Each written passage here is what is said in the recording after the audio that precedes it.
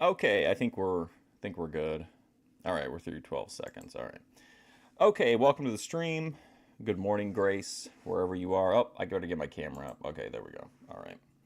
So we just to be clear, we're not leaving Memphis. We're not starting to follow. We're not going to start like doing regular Houston streams, but I did see this house show and I asked you guys about it the other day and it seemed like it was something people were interested in, so I figured we'd check it out. It's just a one-off house show in the Paul Bosch territory. This is for January 7th, 1979.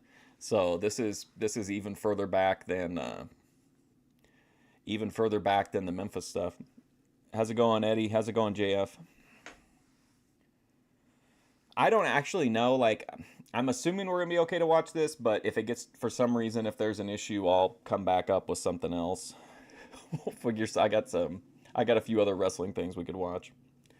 But as far as I know, I didn't actually watch this. I just skimmed through it to see like if there were some interesting names involved, and there definitely are. You got Andre the Giant versus Harley Race in the main event. You got superstar Billy Graham, the Funk Brothers against Jose Lothario and somebody else. I can't remember who the other person is. Um, I don't know. It was like a bunch of names. It just seemed like a really interesting show, and it's complete. And actually, like the quality isn't bad for the time. I mean, 1979. That's pretty wild. Anyway, let's get going with the first match: Nick Kozak versus Bull Ramos. Ache Bull Ramos. This match coming to you from 1979, wrestling fans. Another vintage matchup brought to you by the National Wrestling Alliance. And we see here Ramos having the size advantage over Kozak. Kozak obviously has to rely on his quickness and his... And I mean, I can't. Let me see if we can tell who.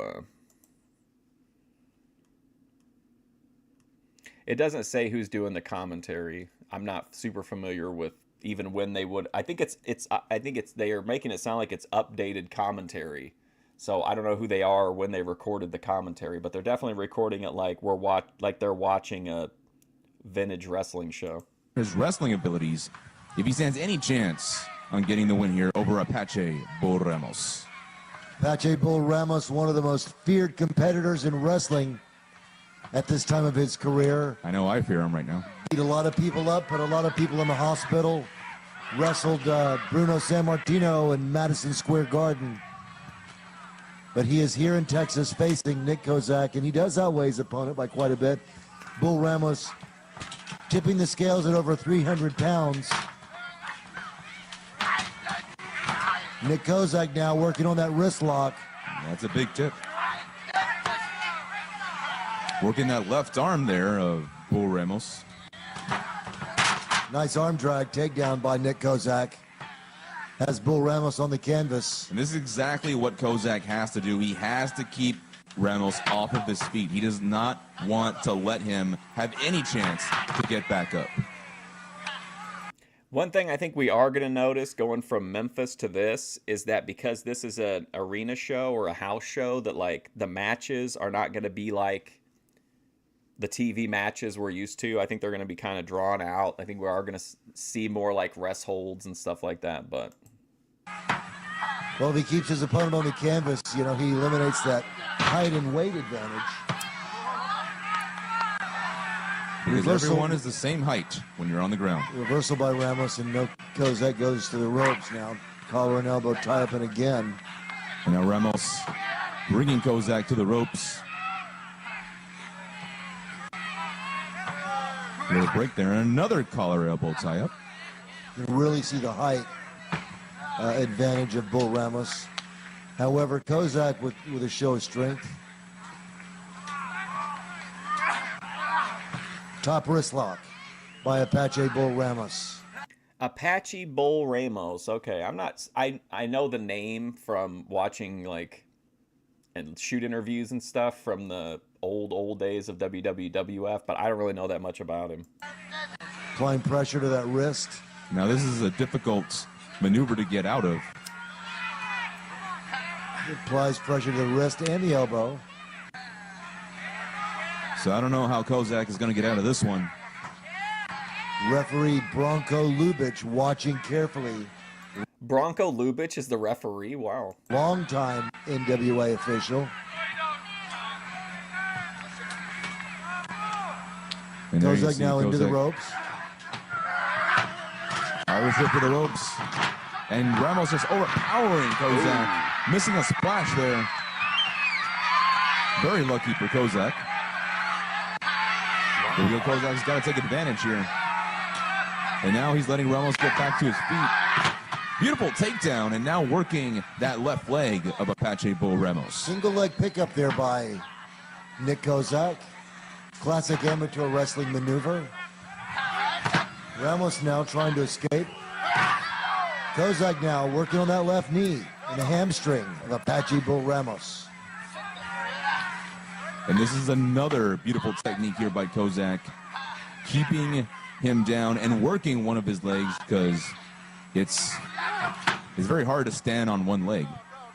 Working on that ankle and knee. Hey, Sam Retro.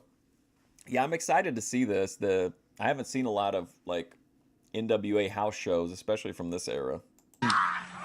Of Apache Bull Ramos. Again, taking the big man off his feet. Ramos now appears to be working on the nerves of Nick Kozak. He seems like... If you're not familiar with this show, Sam Retro, the reason I picked it, it's got the Funk Brothers in a tag team match, and it's got Harley Race against Andre in the main event. He's got a nerve hold. And this is a very not a painful nerve maneuver, as Kozak looks like he's losing feelings in his arms and fingers there. Yeah, the arms and hands of Nick Kozak shaking almost spasmodically as Apache Bull Ramos working on the nerves on the sides of the neck of Nick Kozak. Referee Bronco Lubich asking Kozak if he wants to submit. Well, I'm pretty sure he doesn't want to submit, but he's got to get those feelings back in his arms and fingers. The only way that he's going to do that is to escape this nerve hold. Well, easier said than done. Yeah, he's applying that direct pressure onto the nerves of the side of the neck. And he'll I'm not a fan of stuff like the nerve hold, but I think he was selling it good. Did you see him like trying to massage the blood back into his arms and his hands? That was kind of cool. be reaching paralysis soon if he's not able to escape. Well, Kozak struggling to get that nerve hold broken. Apache Bull Ramos, relentless. And there you see Ramos using his size advantage, having Kozak to force to carry Ramos's weight.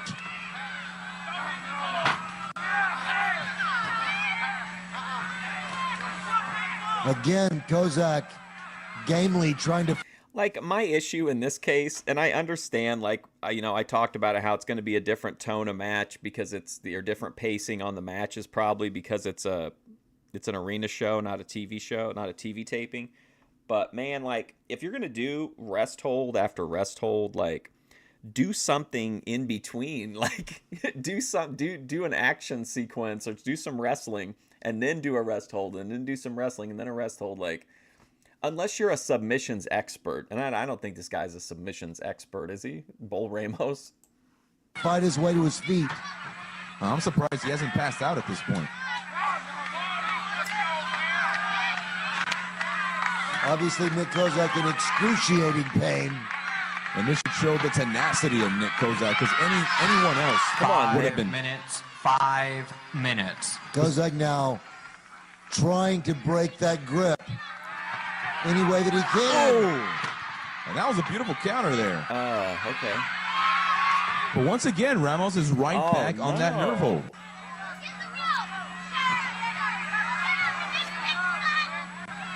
Kozak seemingly unable to...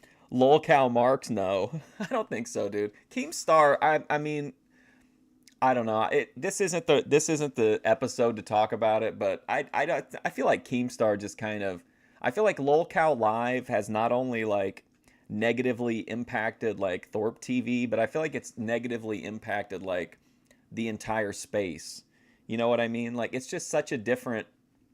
Even when it was just Lolcow Live, I think it was a lot different. Once they started with Queens, it kind of shifted. But then once they've kind of done like Keemstar's just trying to do absolutely anything to get people to send them money, and they keep doing these weird fucking shows. I just feel like it's taken a lot of like the soul, out of Boyd sometimes, because it just seems like everything's about like money and trying to like these like there's a difference between drama and good drama. And a lot of the LOL Live drama, in my opinion, is not good drama. It's not like interesting drama. It's just Tina and Becky yelling at each other episode after episode, and the Boogie and Wings, whatever, they're fired, they're fined $1,000. It's just over and over and over and over. I don't like it. I don't dislike it. I don't mind watching it, but it's not my preferred Thorpe TV content. Like I like Ben arguing with people on panels. I like Grace doing like her vibe streams. I mean, I'm not opposed to it, but it just seems like LOL Live kind of took a lot of the steam. Well, they were kind of on a little bit of a peak coming off of the anti-Thorpe Con, or what was it, RubyCon or whatever. But then I feel like LOL Live just kind of like sapped a lot of the energy out of Thorpe TV. But I mean, it's especially if you're a Ben fan, like the streams lately have had so many like wild moments in it. But I don't know. I just like to see Ben arguing with people and Grace doing her vibe streams, then like doing some stuff together. It's not even about like, for me, it's not about like keeping them. It's not even about like Ben shouldn't be around. I don't agree with that. I think they should do whatever they want to do. Like they're adults, but I just feel like content wise, like this isn't getting the best out of either one of them, right? Like neither of them is doing what they're good at. And I know some people like this, but and it's getting views. Weren't they up at like 200 and something yesterday? So it's kind of hard to argue otherwise, but I don't know. I miss Ben on like panels going ape shit on people, and I miss the like surreal indie movie vibe streams. So I don't know. Brutus the Beefcake sighting? I don't know. Even grasped the ropes.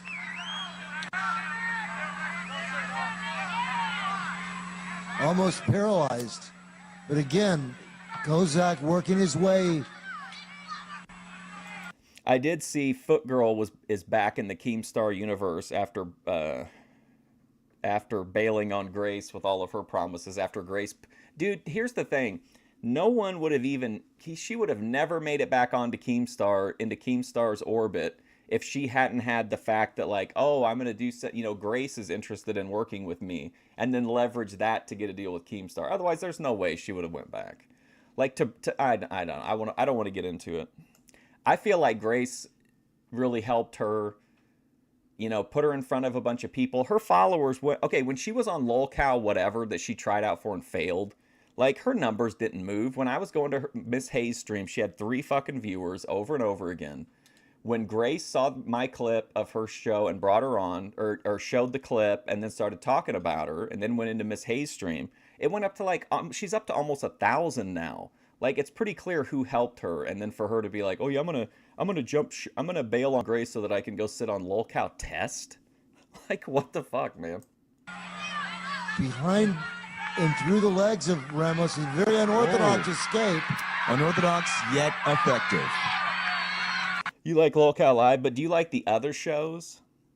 Like, I didn't mind LOLcow Live when it was the 2 cows and Tommy. And I feel like Keemstar was okay for a while, and then it was just kind of like, now it's the same shit. It's just Keemstar knows this is his biggest platform. It's his biggest success. So he's like using it so that he can show the clips that he wants to show. And like, I kind of get that, but it doesn't have anything to do with like him showing his political shit on there nonstop. Is just like, what does that do for, why don't they just do you would think with all the spinoffs, they do LOLcow politics, since he shows up on all of them anyway, but I don't know. And now Ramos gets to the ropes, causing the break.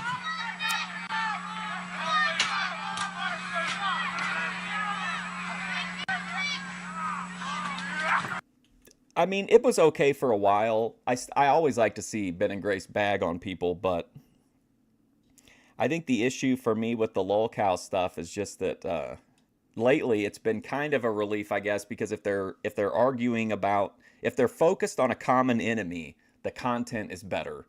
And like there was a shift, I think it was yesterday, where like Ben and Grace were really into it, and I think Ben said like, told her like something about her she had a stupid face or something, and that she fuck her to her core or something like that.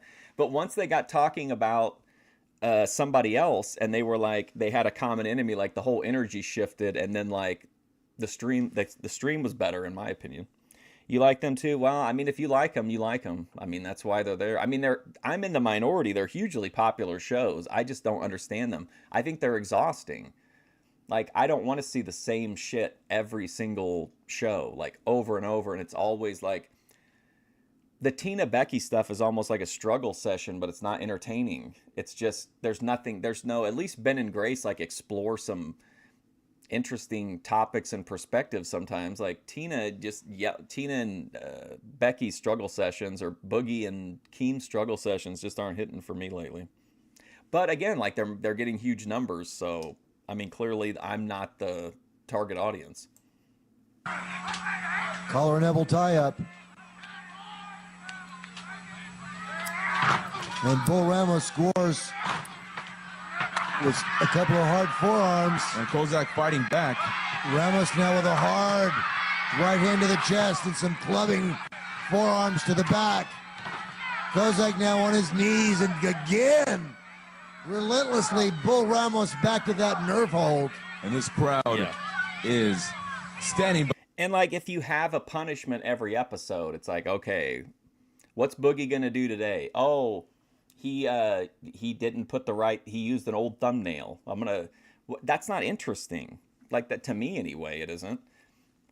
Like, I guess if you just want to see people if you really like seeing people do like the coffee creamer thing, or you just like seeing people kiss up to Keemstar, but I don't know. And I watched every episode of Local Life for a long time, and it's just, I don't know, to me it's just exhausting. Sitting behind, I should say, Nick Kozak. Actually, this is kind of maybe this will help kind of clarify how I feel about it. Like, I was a huge Jerry Springer fan for a long time, and at a certain point, the show stopped being like actually crazy and chaotic, and it became like a well-oiled machine where you knew that every episode, the first segment was going to be explosive, and then it was going to be a chill thing, and then like it was just, the show became a complete formula. And for some people, formulas can be comforting, or certain formulas can be comforting. Like, I love Lifetime movies. They're all the fucking same. So I feel like Local Live has reached that point that Jerry Springer did, like where everything's just kind of on autopilot. Like, it's a passive show now, and it's just the same shit episode after episode. And like, if you like that kind of thing, then that's good. But if you don't like it, I just feel like it's like exhausting to watch it. And I'm just trying to like, I don't know. I even having it on as background noise at this point is pretty exhausting. How's it going? It's me. Talking about the crowd going back to 1979, it's kind of interesting to take a look at some of their faces. Really into this match, very animated.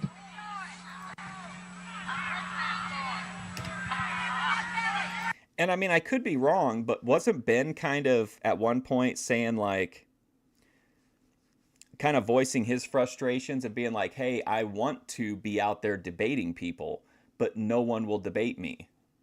I think that was kind of a topic for a while. And while I agree with him,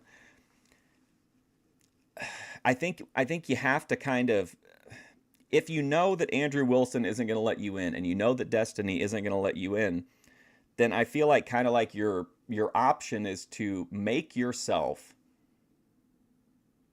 I don't want to say appealing, because that's not true, but necessarily true, but like make yourself interesting, or do things to where you can't win over Andrew Wilson, but maybe you can win over his audience, to where they're going to talk about the Thorpes until finally he's like, fuck it, let's do this. But I think to do that, you kind of have to humble yourself a little bit and say that, like, yeah, Ben should in a debate sphere, Ben is above someone like Proncess, obviously, but that's an interesting debate that maybe isn't going to get Andrew Wilson's attention. but it's going to get people in the Thorposphere's attention, and they're going to remind, and it could be a good reminder that like, hey, Ben's back on his debate shit, and he's taking on Proncess. What a crazy circus matchup. That's what people are interested in, I think. And then just find weird, interesting people that you can debate, whether they're whether they're popular or not. Like, just debate interesting people and have colorful debates, and then use that to, win over some people that can leverage Andrew Wilson or whoever in ways that, that you can't. And again, Kozak now I'm not saying that he's going to do it. But then I know that he probably won't, but I'm saying that if he wants to do it, in my opinion, that's the way to do it. He's saying that like he didn't like it, that Andrew Wilson like is beating tomato cans now. But that's what Ben needs to do, in my opinion, if he wants to get back there, is you beat Proncess, debate Sarah the Raging Tomato, somebody on Sarah the Raging Tomato or whatever, and make some colorful, interesting debates, and hopefully it'll lead to something. But yeah, I know Ben sees that as beneath him, and it is. But it's spectacle, and I think that's what people want out of Ben. They want the content of what he's saying. They want to hear what he has to say about stuff, but they also want I think they want some showmanship to it too. escaping.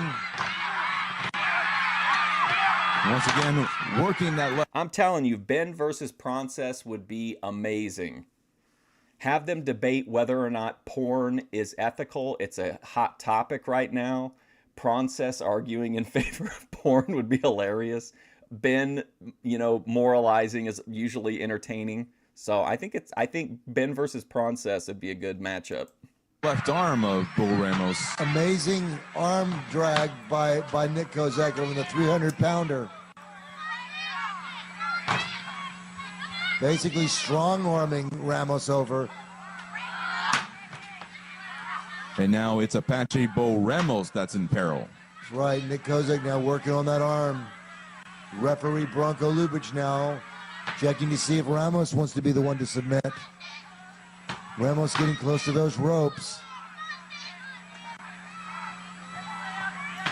And also, like, Proncess is in an interesting place too, and he might disagree with me, but I think debating Ben is also could be very beneficial to him, because he's not, well, I mean, in theory, he's not the same Proncess that he was. He's IP2 adjacent now, and he's a veteran of IRL streaming. So let's have him come back.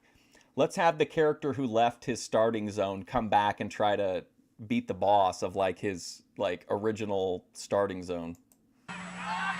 And with those nerve holds that Apache Bo Ramos delivered to Kozak earlier, I'm not sure how effective. Well, what Ben does during the debates is going to be completely, up to him. I mean, yeah, he could go in and blow it, but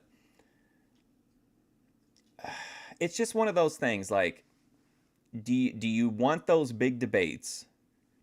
To get them, you either have to have a gimmick or like a showing that's so impressive that they can't ignore you, or you have to slowly build yourself up so that you can leverage your way in. And I think you might have to compromise some ways. There are going to be channels who are going to say, that might even be open to it, but they're going to be like, hey, you have to, you can't say this or this. And I mean, that's probably going to be a problem for Ben. But I don't know. I mean, it's hard to say.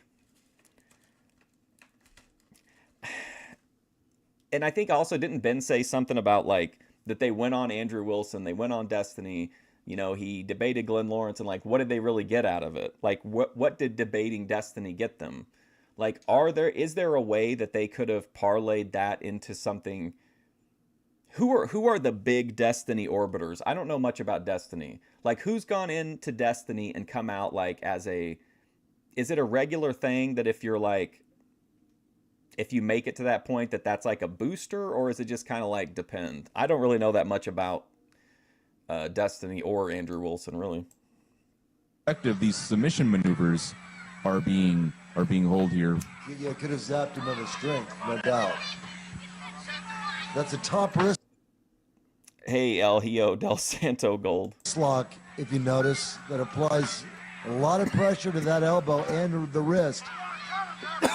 Bull Ramos is in tremendous pain right now. I'll tell you, this is an extremely painful submission hold. Well, I'm just glad I'm not a wrestler. Lou Thesz, very effective with the top wrist lock, the double wrist lock, actually. And now Ramos getting back to his feet. Looks like targeting those trapezius once again. And now relying on his strength to overpower Nick Kozak.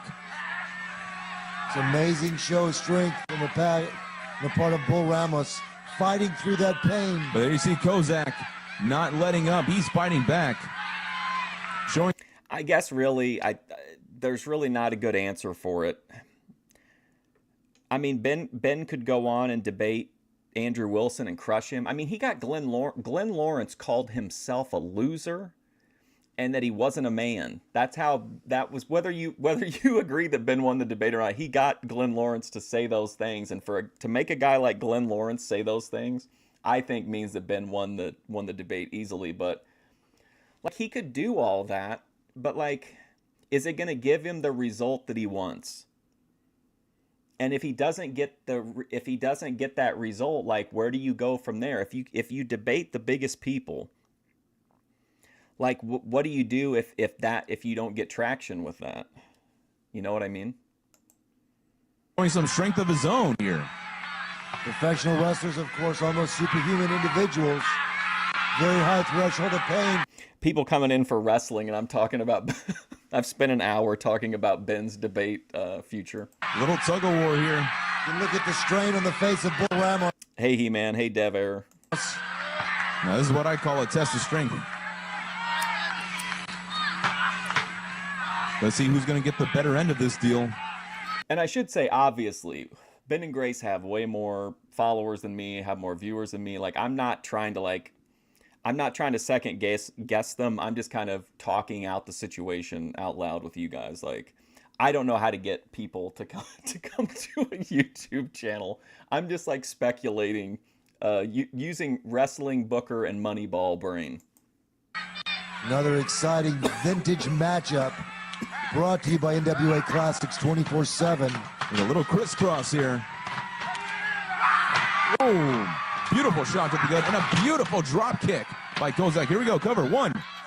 Destiny is a debate sphere guy. I don't really know much about him. I've really only watched like 3 or 4 videos of his, but he did debate Joe Exotic, which I thought was funny. Ben Thorpe is the father of Grace Thorpe, the GOAT of YouTube, the all-time greatest content creator on the internet. He's trying to he's at the like a wall basically. He wants to get into he wants to have a stronger presence on the debate sphere, but because he's had some controversies in the past and present, he's having difficulty like ascending through the ranks. All right, I'll definitely still be here, He-Man, unless something happens to my internet. Oh, and Ramos just overpowers Kozak. Yeah, I tell you, this situation regarding the size, I mean, Ramos may... And look, Kozak now Outsmarting Ramos there. offering to shake his hand, going right into a side headlock.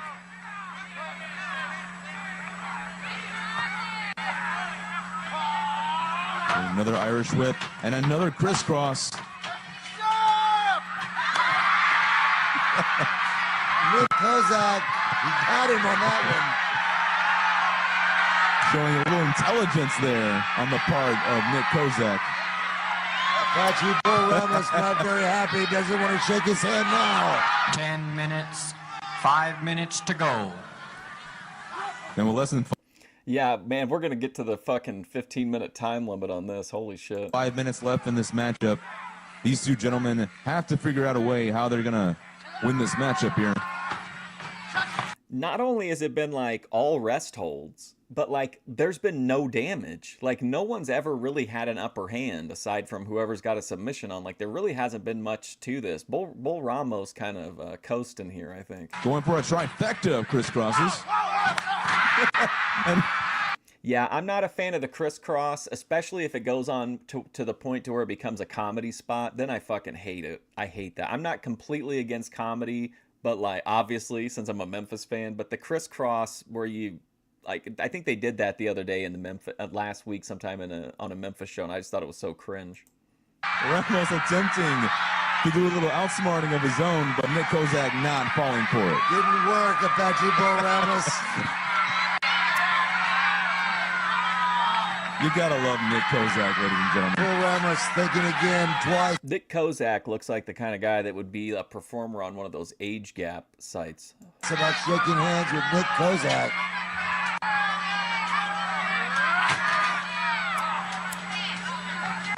Another lockup here, and now Ramos getting to the ropes.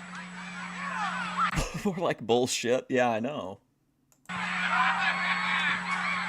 Now Nick Kozak with a clean break. Ooh, hard boot to the Where's midsection this by been the whole Apache Bull fucking Ramos. time? Once again, Ramos relying on his power game. And a beautiful forearm Bull Ramos is like, well, 47 minutes of rest holds didn't beat him. I'm just going to kick him in the balls. there by Kozak, followed by a beautiful elbow. Hard elbow smash. And now Bull Ramos with a crushing side headlock. Looking to squeeze Nick Kozak. Oh my God. And then once again, getting to the ropes, causing a clean break. I love Smoky Mountain Wrestling. I think that one would be so much fun to do like a start to finish watch on because it's kind of goofy like Memphis, but I feel like the storylines, at least from the 1986 Memphis, are a step down. Like I think 86 Memphis is better than anything in Smoky Mountain storyline wise. But like I feel like the in-ring action is better, and also like Cornette's there managing, and it does have a lot of like interesting storylines and funny promos, like Tony Anthony pulling a gun out during a promo. New Jack doing the O.J. Simpson promo. Another collar and elbow tie up into a side headlock by Bull Ramos. Ramos looking to squeeze Kozak's head. You got cotton can. I got some. I've got a delivery coming. I got to wait till this weekend though. Southie apple fritter sounds good. A Paul Diamond infused former drug addict Paul Diamond. Just like a grape. Heading into the closing moments of this match, wrestling fans. Man, thank God. If one of these wrestlers wants to become the victor, you're going to have to take some aggressive moves soon.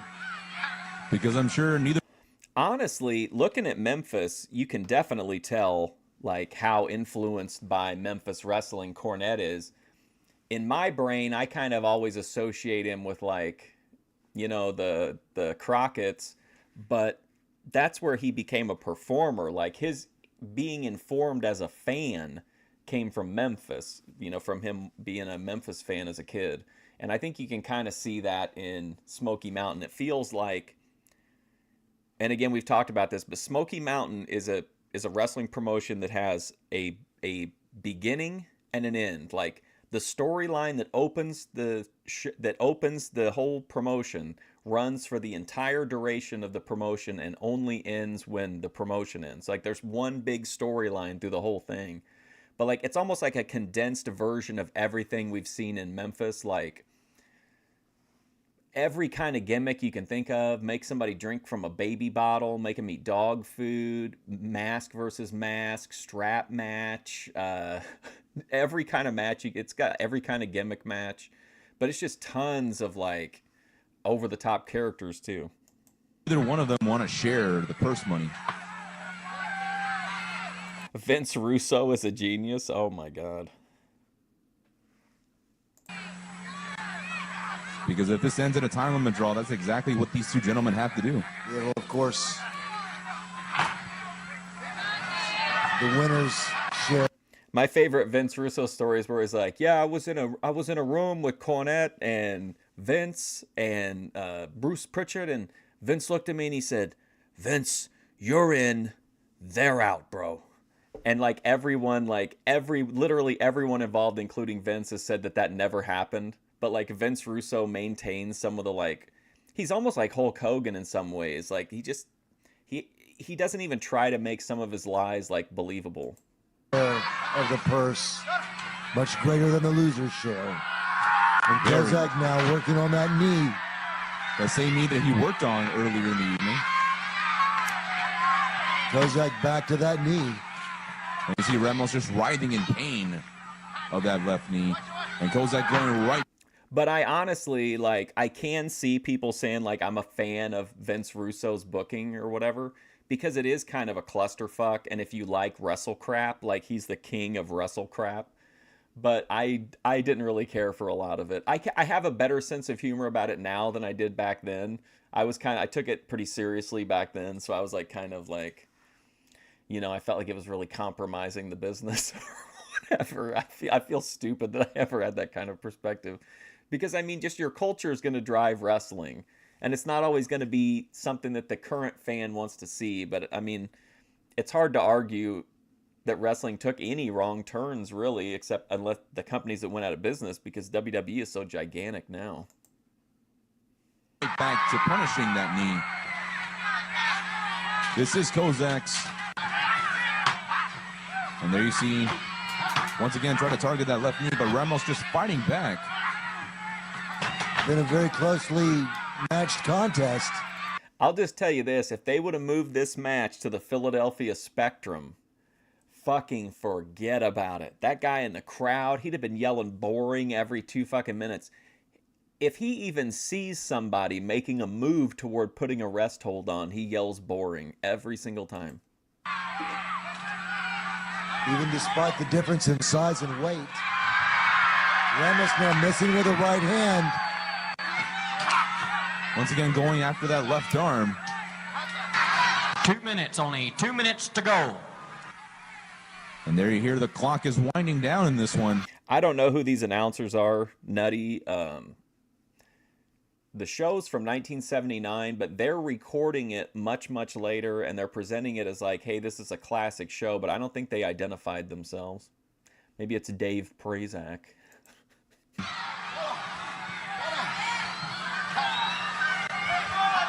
Let's see which one of these two will be.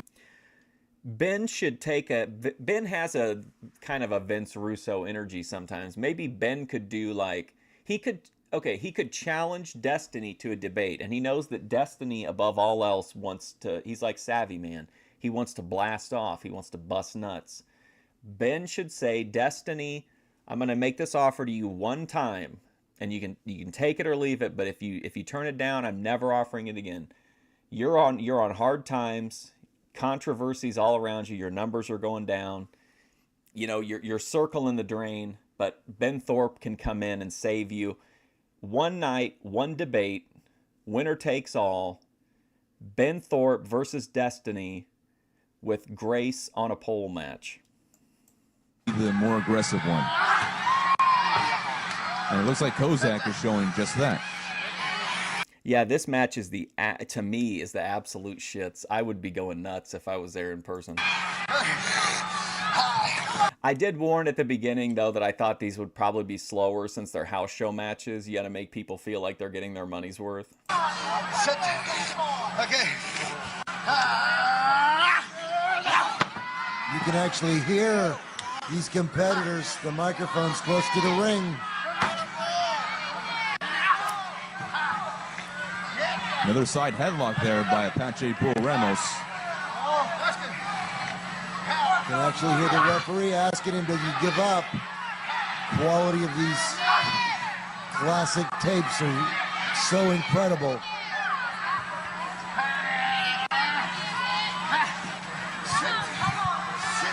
One minute, 60 seconds to go.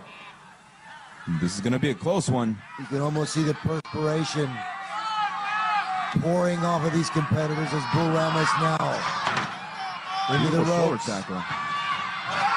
Whoa! Beautiful back body drop there by Kozak. Amazing back body drop on the 300-pounder. Here we go. This is going to be... Oh! Apache Bull Ramos now raising. How many run-ins and who would be doing them? Lauren De Laguna for sure. I would book Lauren to come in.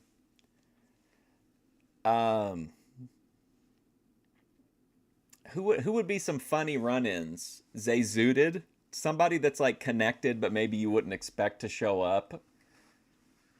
Who could come in? I don't know much about Destiny's side. We should get that one guy. Remember Ben debated this guy's name was like Admiral Sunday or something like that. We should get Admiral Sunday to do a run-in. He can try to turn the tide back toward Destiny. Both of those knees up. Oh, and a beautiful elbow drop. Here we go. 1, 2, and it's all over. Oh, you got to be kidding me. Whatever. Did I see the last Thorpe stream? Ben tried to convince Grace that low viewership and low donuts were the will of God. Yes, unfortunately. I mean, it was it was very interesting to watch, but like I don't know, like is that real? Like, do you think that's real or do you think that's a character? Like, I understand if you feel like your place in life is, you know, at a point to where you're like, well, you know, this is kind of, I'm doing everything I can do, so clearly God's got his thumb on the scale or whatever, but I feel like they know what to do to get donos. It's just a question of like, Ben and Grace are just, they're like that,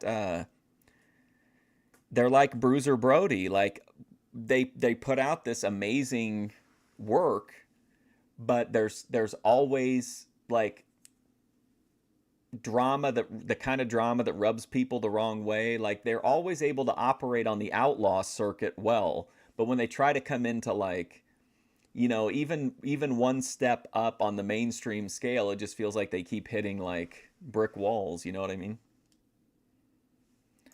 Over, wrestling fans. I, for the record, do not believe that the reason that there's low views, which I don't think there are low views, right? They were up to like 200 and some yesterday.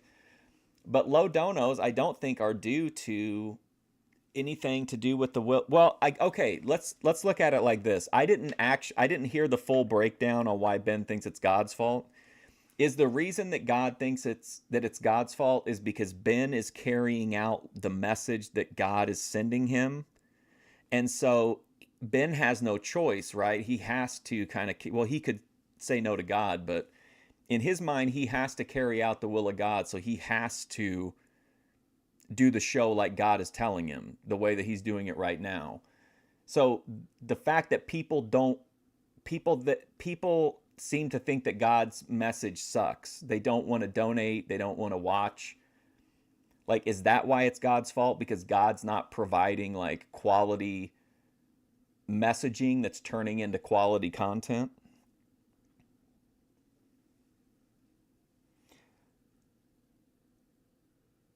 You think he can finally get the theology position just to pontificate while horizontal? As Apache Bull Ramos. With his Dude, this would be my strategy, and I know it's not Ben's strategy. It seems to be the complete opposite of his strategy. I think Grace is almost as close to like a sure thing if she could get the right opening. Like, I would hitch my wagon to Grace, and then when Grace gets more clout or gets more prominence, then I would like build, you know, I would just bite off of that. You know what I mean? 25 seconds left in the match. The winner of the first match, Apache Bull Nick Ramos. Kozak. I disagree. If you don't, to say that Ben is like Gypsy Joe, come on, man. You might not agree, even if you think he's a lunatic or that he doesn't know what he's talking about or that he's a liar, whatever. You can't argue that the guy is not top tier content. Gypsy Joe is not top tier content. Like, yeah, he's persevering, but I think even though like I don't personally love the direction of the content right now, like it is interesting, memorable. Some of the stuff Ben was saying yesterday, it was just like you couldn't help but you couldn't tune out because it was like, what's he gonna say next? So he's definitely I think Ben and Grace are in the top tier of outlaw talent on YouTube. You might not like him or agree with him, whatever, but I think they are like, I mean, Ben's content, there's no, even Wings of Redemption admitted that. And you have Apache Bull Ramos, the winner, wrestling fans. Interesting trivia note. The winner, Bull Ramos. The loser, absolutely everyone. Bull Ramos and Nick Kozak later became business partners in a record service in Houston, where you can see Bull Ramos shaking the Nick Kozak's hand in sportsmanship, and your winner, Apache Bull Ramos.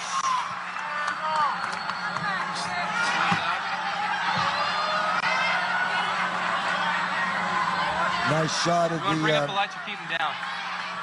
replay and drop kick by Why in the world do we need a replay on anything? This took 15... Okay, so a 15-minute match took us 45 minutes to get... Which, admittedly, 30 minutes of it was me talking about Ben, but what a terrible match. Jeez, man. As the opener, like, you get there, and right off the bat, they're like, hey, let's put a damper on these folks. by Nick Kozak. Yeah, hang on a second. And there you see Ramos raising those two knees. He follows it up with a devastating elbow smash. And a pinfall 1, 2, and 3. Your winner, Apache Bull Ramos. A good shot of Tiger Conway Jr. as he squares off against superstar Billy Graham. Okay, here we go. At least we'll get a little bit of showmanship here, hopefully. Should be an exciting matchup and a complete contrast in styles. Tiger Conway Jr. giving away probably... I still think, too, I know Grace doesn't really like to do debates, but I still think Ruby debating domestic violence with Grace would be a great draw that would bring in some eyes, at least for one event. 60 or 70 pounds. Superstar Billy Graham, heavily muscled. You want to hold this? All right. Very heavily muscled. Right there. Make sure nobody gets it. And the Pasadena crowd on hand. This I like how he handed it to the guy, and then he was like, hey, make sure nobody gets that. You think they could have won another third? I think I would have just got up and left. match, of course, coming to you from I would have went in the other room and played Diablo until the match was over. 1979, courtesy of NWA Classics 24/7. And when superstar Billy Graham So this is from something called NWA Classics 24/7. I don't know what that is. Maybe it was an online service or something that whoever owned the rights to the NWA at the time did. is in the ring, you can expect some bending of the rules here. Both wrestlers now trying to feel each other out. Billy Graham now Using a little bit of a stalling tactic here in this one. crowd here not very happy with the tactics. Superstar Billy Graham. Of course, Billy Graham not caring what the fans want. Only caring about what superstar Billy Graham wants. And what he wants is a win here over Tiger Conway Jr.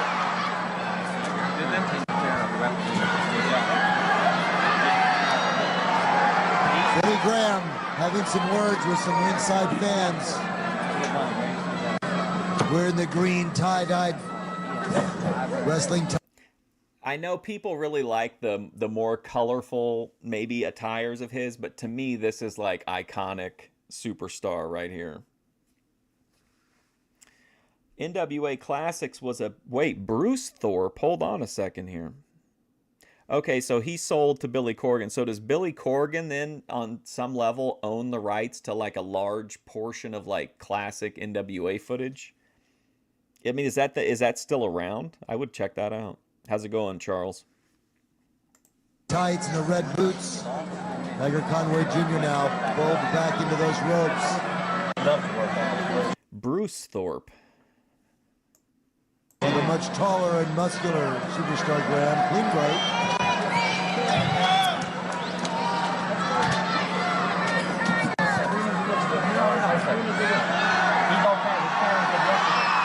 Now superstar Billy Graham offering his hand. With the fans not wanting Tiger Conway to fall for it. Shakes hands with referee Bronco Lubitsch. And the crowd making it evidently clear for Conway not to What's wrong with the crowd? They don't want a good show of sportsmanship? trust Billy Graham.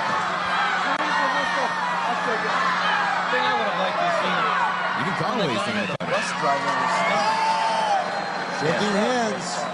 Very surprising. Now Billy Graham immediately taking those shortcuts. You can tell, and in my opinion, I could just be really high, but I mean, obviously Hulk Hogan took a lot from Superstar, but I just feel like the way he carries like his like kind of his stride even like reminds me of like the way that Hogan moves. So maybe Hogan took like his entire move set. No shock there. Staring at the eyes of Tiger Conway Jr.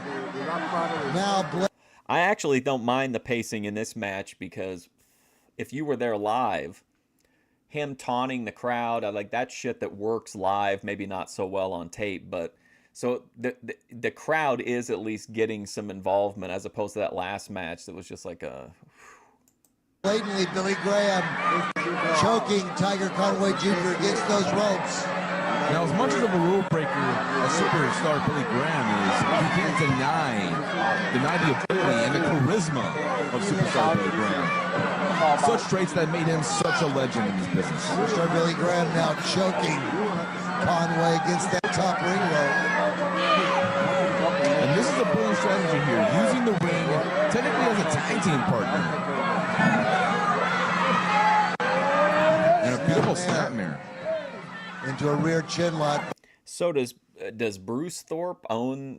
Who owns the footage then? I guess because honestly, you can't really find a lot of these, at least incomplete versions, on YouTube. By Superstar Billy Graham now. And there you see Conway having to carry Superstar. Yeah, this is definitely a Paul Bosch event. Billy Graham's weight. Now we've established the criteria. Billy Graham leaning into his opponent, leaning on him, so to speak, with that rear chin lock, applying tremendous pressure to the cheeks and the sides of the face of Applying tremendous pressure to the cheeks. That's how you know you're doing it right. Tiger Conway Jr. Making it very, very difficult to breathe. Restricts the breathing in addition to quite excruciating pain. Now both are on their feet, and Superstar Billy Graham. You know what I need to do? I need to do a religious stream so that I can try to connect better on a religious level with the Thorpes, because as like an observer, like I understand, I mean, I get their views and everything, but maybe if I can really delve into their religion, I can understand them better. With a handful of hair, bringing Conway right back down to the floor. Referee Bronco Lubitsch did not appear to see that. He's asking him, of course Billy Graham is going to say no, he didn't do anything wrong. And again, Billy Graham working on that rear chin lock.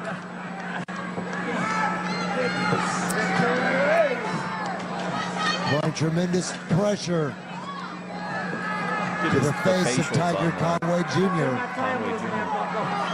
There's been a lesson tonight. I'm gonna take my time with this man. You hear the wrestlers talking. Billy Graham saying he's going to take his time. Of course, talking is very synonymous with Superstar Billy Graham. And there you see Conway finding out of this hold here.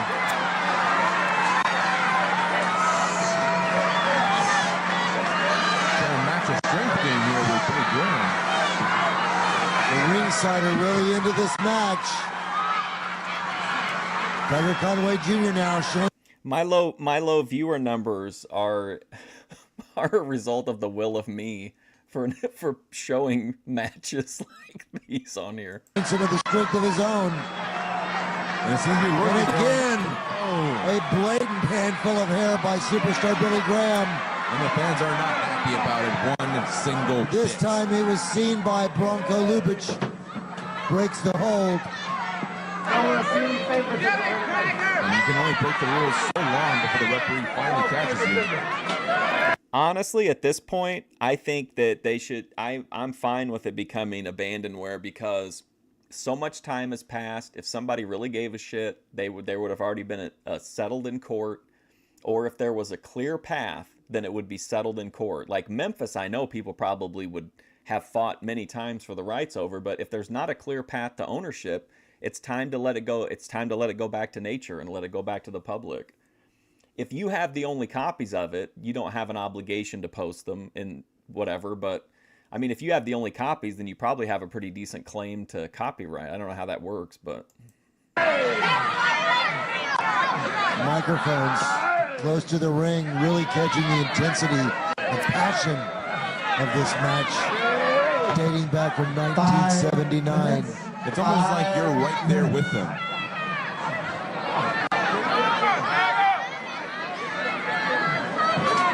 You see the legendary patch of the National Wrestling Alliance. I was looking for some content for you, ATF. I might have something for you if you want to stick around after the match, after this card's over. The insignia of the largest and greatest wrestling organization in the world, dating back to 1948. The World Heavyweight Championship dating back to the days of Frank Gotch and George Hackenschmidt. Now Tiger Conway Jr., Superstar Billy Graham in a test of strength. Graham looking like he may want to go for that hair again, but He's no. right down on the floor. And once again, Billy Graham goes right to the hair of Tiger Conway. Now applying that rear chin lock. Tiger Conway Jr. complaining to the referees about that illegal hair pull. Just a minute. And again, Superstar Billy Graham doing all he can to wear his WWE Vault is definitely an official WWE channel. Yeah, they're like for sure. They would get shut down in a split second. Like I can't even stream Mid-South like for longer than like an episode and a half without WWE taking it down, or like old Madison Square Garden house shows that don't have any modern, like, you know what I mean? Everything WWE that I try to stream always gets taken down. his opponent down.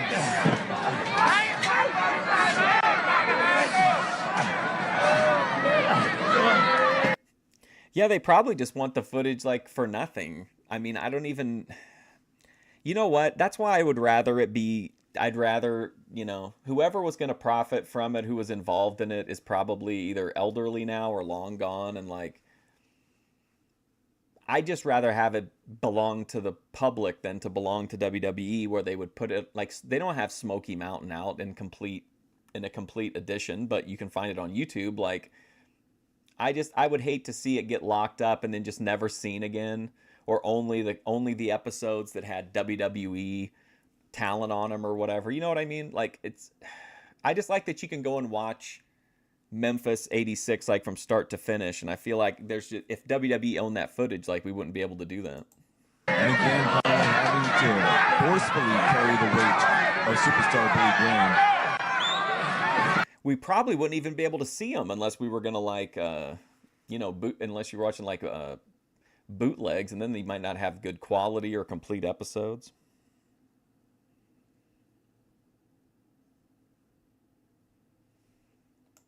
While trying to find some breath to breathe in the process. The veins on the side of Superstar Billy Graham's neck bulging as he applies that pressure. My favorite couple did a fairly explicit dirty talk a few days ago. I might have missed that one. I was pretty out of it over the weekend. I was like really, really high. Snap there by Tiger Conway Jr. Well, that's one way to get out of it. Breaks the hold. I was so high when I was at Target that when I left, I almost did a Savvy Man video, because he records videos coming out of Target. And I was so high, I wrote you know how Savvy Man has like the presentations? I wrote like a whole presentation in my head, and I was going to perform it when I came out of Target, but I didn't. Superstar Billy Graham now on his bicycle. And this crowd is erupting here. Some beautiful shots there by Conway. Irish whip to the ropes. And an abdominal stretch being applied here by Tiger Conway. Abdominal stretch by Tiger Conway Jr. And there you see Conway If you locking in notice, those fingers. yeah, he's got his fingers locked behind his back to apply extra pressure. And the superstar. Also, I've got to look into it to make sure, but speaking of my favorite streamers, it looks like Jewel Rancid is back regularly live streaming, and Only Use Me Blade relapsed back into alcoholism. So I mean, content wise, things are looking up. Billy Graham, you're gonna need all the pressure you can get.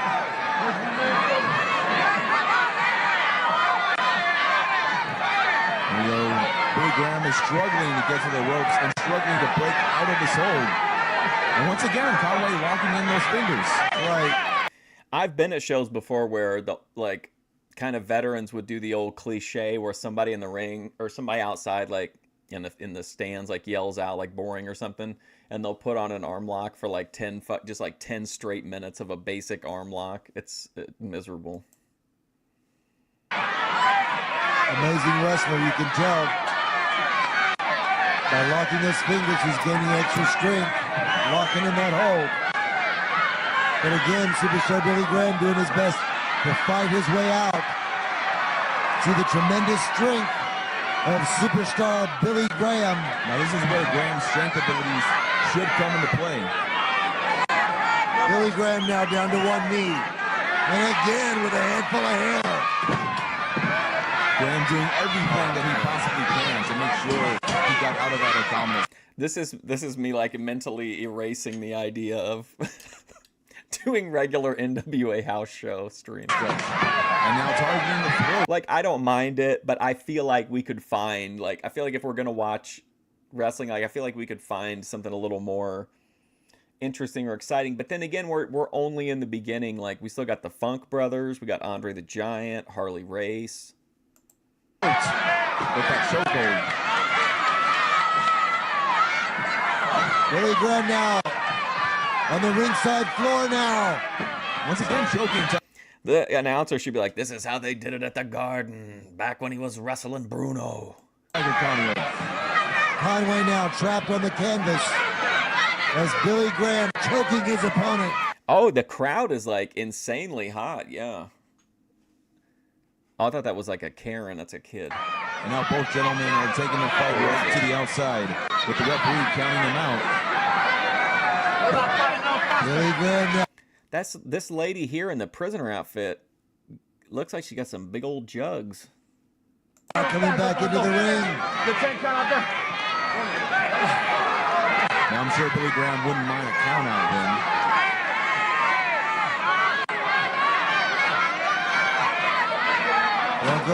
Cameraman, zoom. Lubitsch now making that count.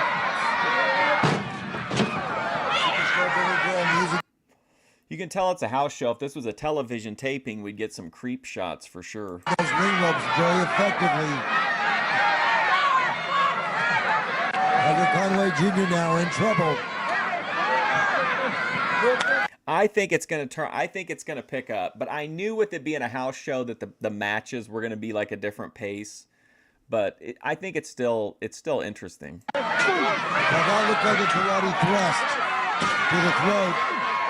Superstar Billy Graham very well versed in karate through his travels throughout Asia.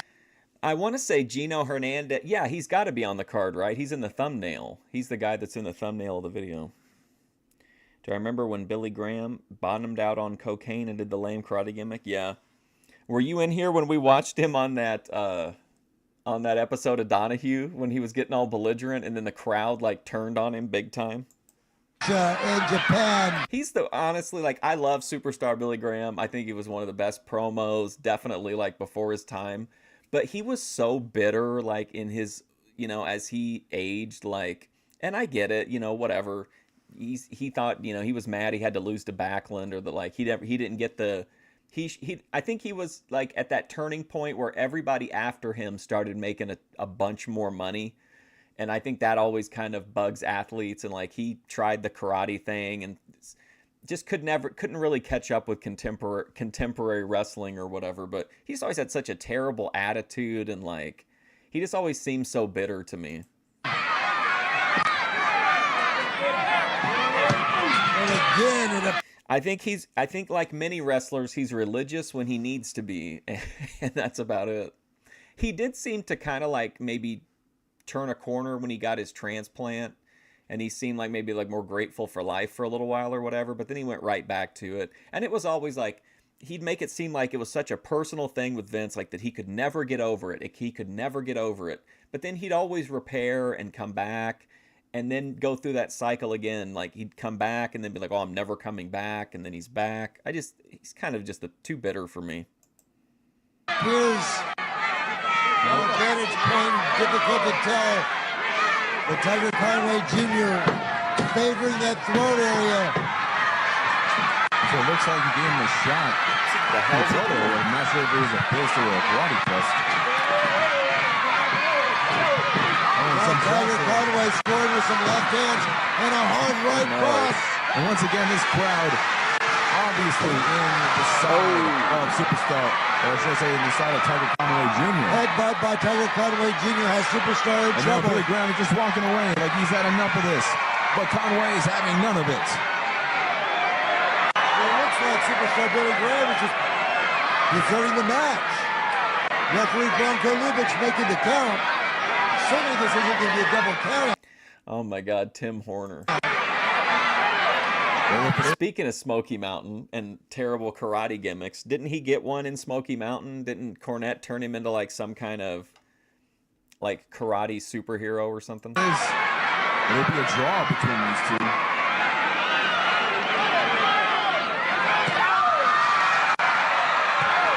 Tiger Conway Jr. scoring now with some head. Yeah, Brad's one of those guys that he couldn't have really been much better in the ring, but just had no charisma on camera, no personality on camera, had kind of a generic look. But everybody that talks about him is always like, oh, he was the funniest guy, and he was, he was so had a larger than life personality, but like that never came across. Excuse me, on the screen. Backs on the floor. Back into the ring. Conway. Tim Horner has that one promo in Smoky Mountain is one of the, it's like maybe one of the worst promos of all time. Breaking that 10 count. 10 minutes, 5 minutes to go. Superstar Billy Graham now making his way back into the ring. We got less than 5 minutes in this matchup. And what's Graham doing? Looks like he's unraveling his wrist tape. I don't know if he's got something there or it's just wrist tape, but whatever it is, Conway's not letting him a chance. Not giving him a chance. Billy Graham now trying to block that headbutt. That's a no there. They're going to cover 1, 2, and a kick out. Graham.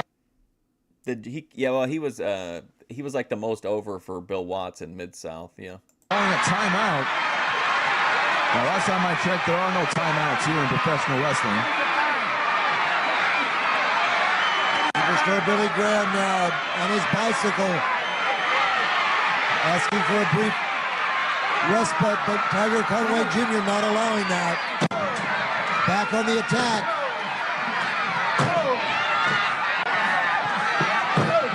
Some shots there by Conway.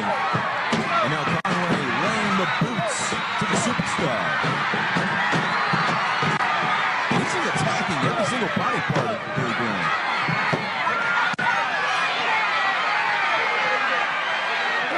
Billy Graham now, no doubt on the defense. And there you see Billy Graham once again going back to that wrist tape. Clearly unraveling Oh, there you go. Kendo the Samurai. that tape.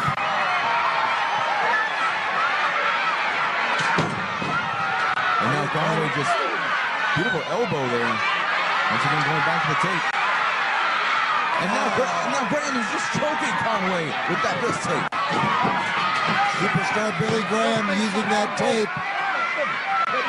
Got that wrapped around Tiger Conway's neck, choking him. I don't think the referee can see it.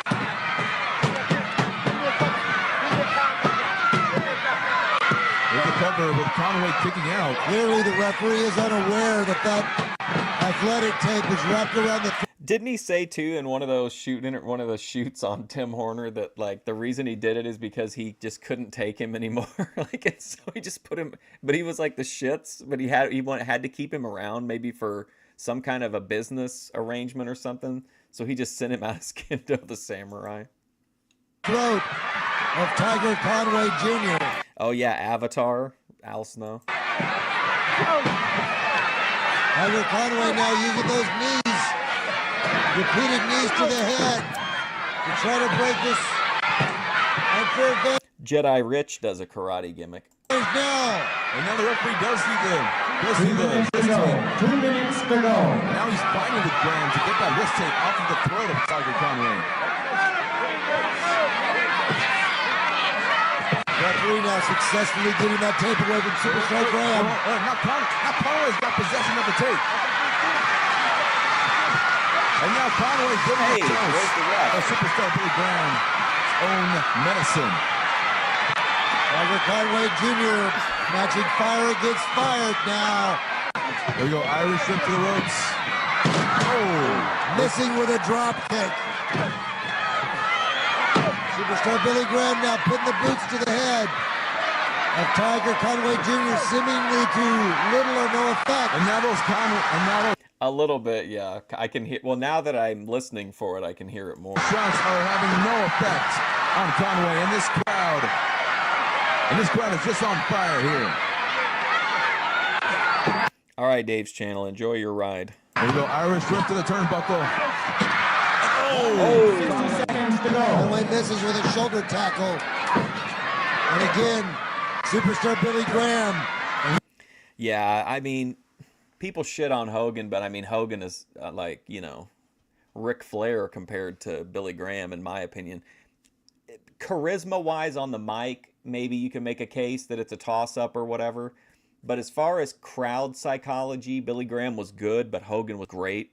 And I think Hogan could have made a match like against Tiger Conway Jr. much more interesting. But also, I don't think they would have asked Hogan to go this long either. Using those knees and boots to great effectiveness. And with mere seconds left in this contest, both of these gentlemen, but it looks like Graham has the advantage here. Tiger Conway all but out on his feet as we are in the closing moments of this match, wrestling fans. Once again, 30 seconds to go. going to that throat area.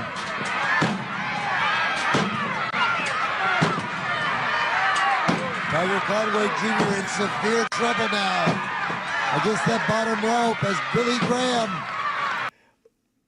I feel like Cornette was going on. Those kicks make me think of Cornette was talking about.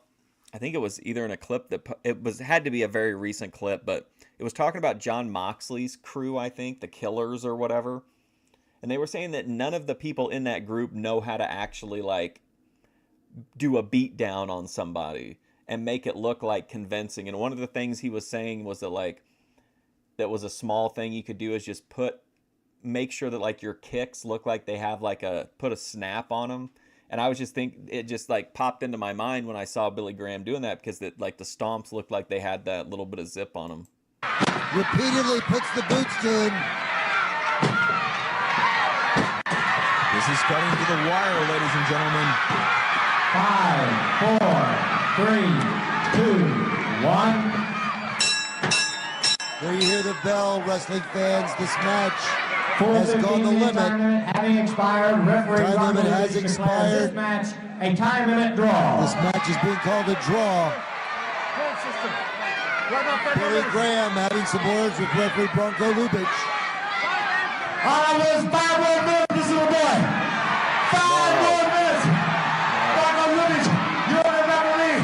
I want 5 more minutes to teach this boy a real lesson. And get your dad in the ring too. Superstar Billy Graham asking for 5 more minutes. He wants 5 more minutes against Tiger Conway Jr. He thinks he can win. Tiger Conway Jr. all but out on his feet. I don't see how Tiger Conway Jr. can continue. I think that's why Billy Graham wants 5 more minutes, because he knows that Tiger Conway is out on his feet. And clearly, Can you imagine if Bull Ramos would have got on the mic and been like, I want 5 more minutes?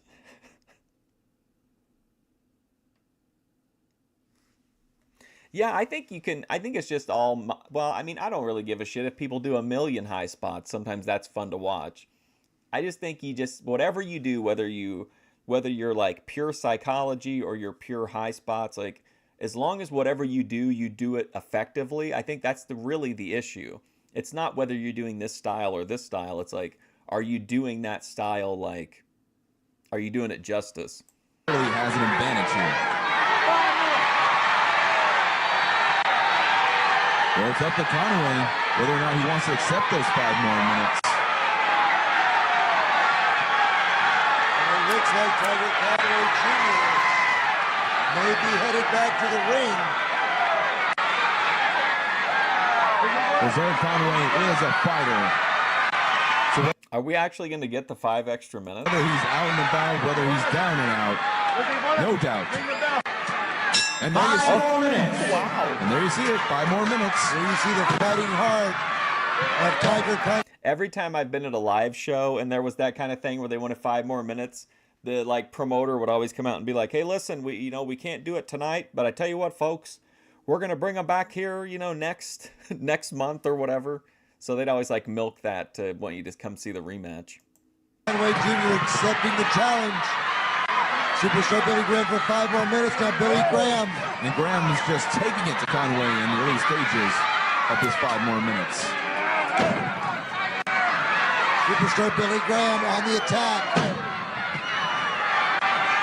But Tiger Conway Jr. refusing to stay off of his feet. Tiger Conway Jr. now staggered against those ropes. I don't know how much more punishment he can take. Billy Graham now choking Tiger Conway Jr.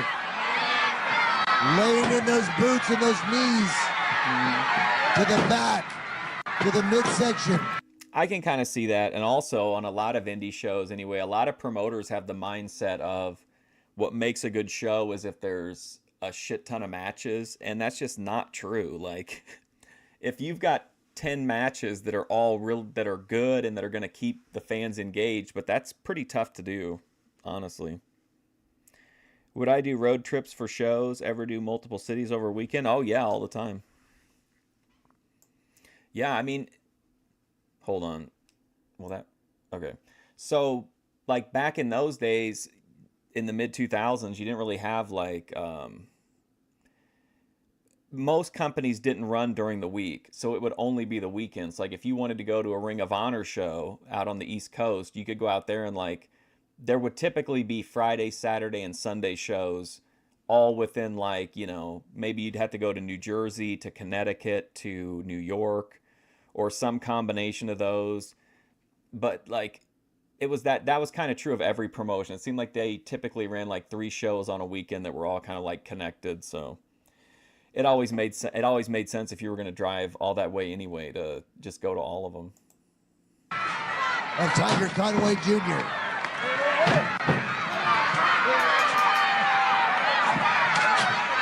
What courage and intestinal fortitude of Tiger Conway Jr. to stay in the ring with superstar Billy Graham and continue to absorb such punishment. He is showing tremendous heart. I will give him that. And there you see superstar Billy Graham applying that dreaded bear hug, a maneuver that's gained him many, many victories over the years. This is the patented finishing maneuver of superstar Billy Graham, the bear hug. You can see the pressure he's applying under the lower back of Tiger Conway Jr. And given the punishment that he delivered on the back of Tiger Conway Jr., I don't know how much more of this hold that Conway can take. I'm surprised Tiger Conway Jr. has not submitted to this hold in excruciating pain, wrestling fans.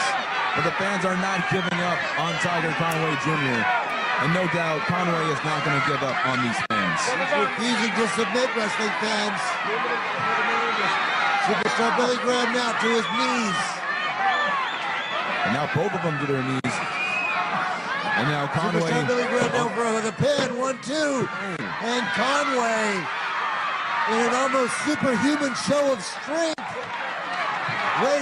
Yeah, I'd been to a couple Jersey All Pro shows. I'm trying to think of who I saw wrestle there. One of them, there was like kind of a I think it was maybe like an ECW legend. I can't remember who it was that was booked that no-showed or that didn't, whatever, something happened. But yeah, I've been to a couple of them. Raises that shoulder off the canvas. This shows you that professional wrestlers are no normal human beings. Yeah, CZW, Tournament of Death. got to be at CZW. I loved CZW, even though it was kind of trash wrestling. Like at the time, I was more open to that. Now I don't think I could. I mean, I could watch a deathmatch tournament, but like I don't think I could get into like if that was all it was, like on a regular basis, like once a year or twice a year, I can deal with like nothing but death matches for a show. Ladies and gentlemen, and Conway is struggling, but he is managing to get back on his feet. Unbelievable show of strength as Conway is back to his. Do you guys ever go to a promotion called Chikara? I think it was in like primarily Pennsylvania, I want to say. But I think they did run shows in other locations too. Now in an act of desperation, fans. Oh, but once again, Graham is once again applying even more pressure to that lower back. Look at the strength of superstar Billy Graham as he lifts Tiger Conway Jr. off his feet. Applying pressure to that low back area. To go. And again, Conway, 1, 2. But Conway. Thanks to Cornette, it kind of has a tainted reputation now, but Pro Wrestling Guerrilla out in California was amazing. There was another promotion in California too, but I can't remember the name of it. And no, it's not XPW that I'm thinking of. Then what else was there? You had FPW down in Florida, where it was pretty much just like a tropical Ring of Honor, more or less. You had like the Alabama, like Deep South. Yes, Mike Quackenbush, yeah. Refusing to say die. Raising that shoulder up off the canvas. And it looks like Conway's got a glassy look in his eye. Lots of AEW guys came up through Chikara. Orange Cassidy, Eddie Kingston, Chuck Taylor. Although I saw Chuck Taylor in IWA before I saw him in Chikara. Superstar Billy Graham. Same with Ricochet. I think I was at Ricochet's, like, I was at one of his, like, first handful or so of matches. I mean, he weighed, like, almost nothing. I remember him coming out and doing the double moonsault, and we were just like, what? We thought his name was... No one had ever heard of him because he'd only wrestled a few matches, and his name was Ricochet, and we thought he was an Irish guy, like Rick O'Shea, because there was I think it was like the Irish Airborne was wrestling in the Midwest at the time, so we thought he was like an offshoot of that or something, but his name was like actually just Ricochet. Crushing all the wind out of the air in the lungs, Tiger Conway Jr. Showing some more desperation here. Headbutt! Beautiful headbutt By there. Tiger Conway Jr. As superstar Billy Graham staggered. That bear hug has been loosened. And a second headbutt has Billy Graham. And now it's Graham, In the one that's in trouble. Tiger Conway Jr. now catching the second win. Here we go. There was another one. Sorry, it was kind of up by Chicago. You remember that guy that the woman showed up at his door after he made a tweet? I don't remember what his name is, but he like Meister. Whatever town he lives in, there's a Berwyn, Illinois. There was a federation that ran there that was, I think, run by a guy named something Davis. I think he was a guy who had kind of did like the Midwest route, like the Midwest circuit for a while, and then was like, he was like the owner booker, but AAW, yeah, AAW. And then you had the Iowa promotions. That's where Merrick Brave and Seth Rollins came from. House of Fire, he's coming back. Yeah, Nick Fuentes. There was also, what the fuck was the one in Canada that Kevin Steen and El Generico came from that was ran? The guy who ran the promotion's name was like Manny PCP fucking something. It was like a fucking PCP, Manny PCP fucking, or some combination of those. Like that promotion was running regularly. Scott D'Amore, I think, was up there at the time, maybe. Was it Scott D'Amore? I can't remember. shots there by 1 Tiger minute, 1 Conway. minute to go. Once again, I don't think I've ever watched that. Dave Marquez's Championship Wrestling from Hollywood. No. Interspecies Wrestling. I can't remember what the fucking name of that. What was that guy's name? PCP. Oh, PCP Crazy Fucking Manny. That was his name, I think. PCP Crazy Fucking Manny. Something like that. He's the guy that broke Kevin Steen and El Generico or Sami Zayn. Graham calling for a timeout. Now we're in the closing moments of this extended period, and it's Billy Graham. Superstar Billy Graham asking for timeout. Another headbutt by Tiger Conway Jr. Has Billy Graham almost knocked unconscious. This is going to be it. 1. There was also, if you liked women's wrestling, there was Shimmer. That was like all the top female wrestlers were there. I think that's where Becky Lynch kind of got her main notoriety from. They've had everybody there, though. Like, tons of people. 2. And no, Billy Graham just kicks out. He barely kicked out of that one, Jeremy.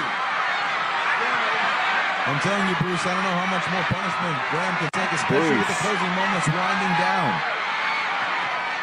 Oh! Another devastating No, headbutt. that one had authority. Little jackknife pin here. And Billy There was this guy, and he wrestled for PCP Crazy Fucking Manny, and his name was Arsenal, the one-man Arsenal. He did not look like a pro wrestler. He certainly didn't look like he was like a deathmatch extreme wrestler, but that dude was crazy. Does anybody remember that guy Thumbtack Jack that was like an independent deathmatch wrestler for a while? And he got in trouble because when he came over to the United States, he stayed with Ian Rotten, and he threatened to put Ian Rotten's, I think his like newborn baby in an oven or something like that. Graham barely rolls out of that pinning predicament. Looks like Graham is having second thoughts about asking for 5 more minutes. 2, 1. And once again, match is over. 10 more minutes.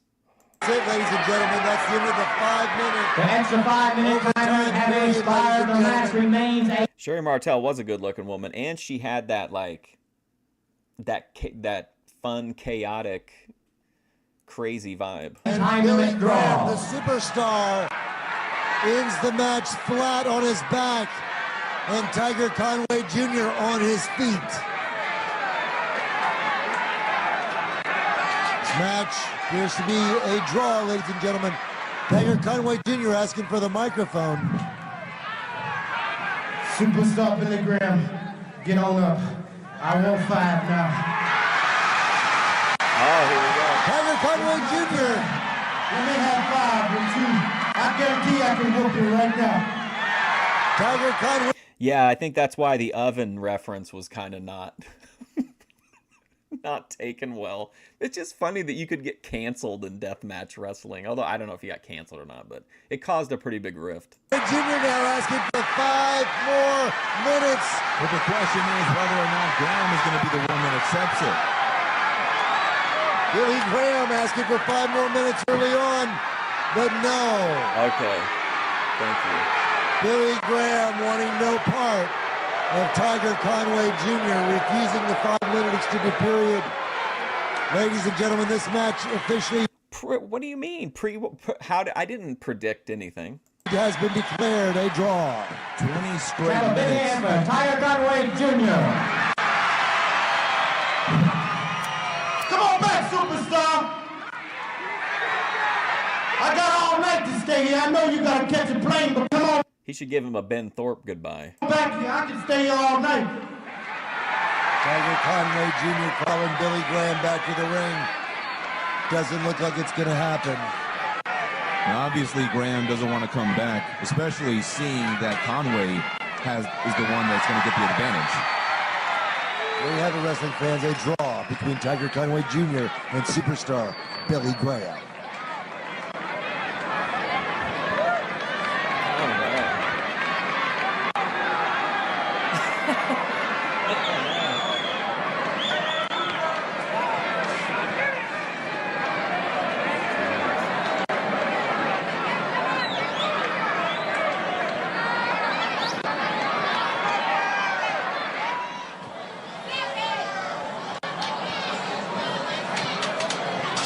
going on here?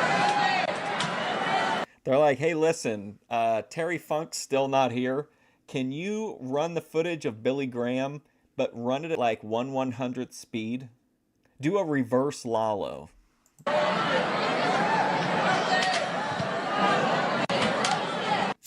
Good shot of the maniac Mark Lewin there, Oh shit, Mark Lewin, here we go. ladies and gentlemen. A very strange. Mark Lewin mainly like known for his time in Florida, right? Which I'm not super familiar with Florida. I mean, I know a lot of the names and I know some of the lore, but I'm not like, as far as watching shows and some of the people I'm not super well versed on. But I think Mark Lewin was a Florida guy, right? With worked a lot with Kevin Sullivan, maybe. Am I thinking of the right guy? Strange individual, as he will be squaring off against Dusty Rhodes. Oh my god, dude, Dusty. Oh man, Brass Knuckles Championship. Oh shit.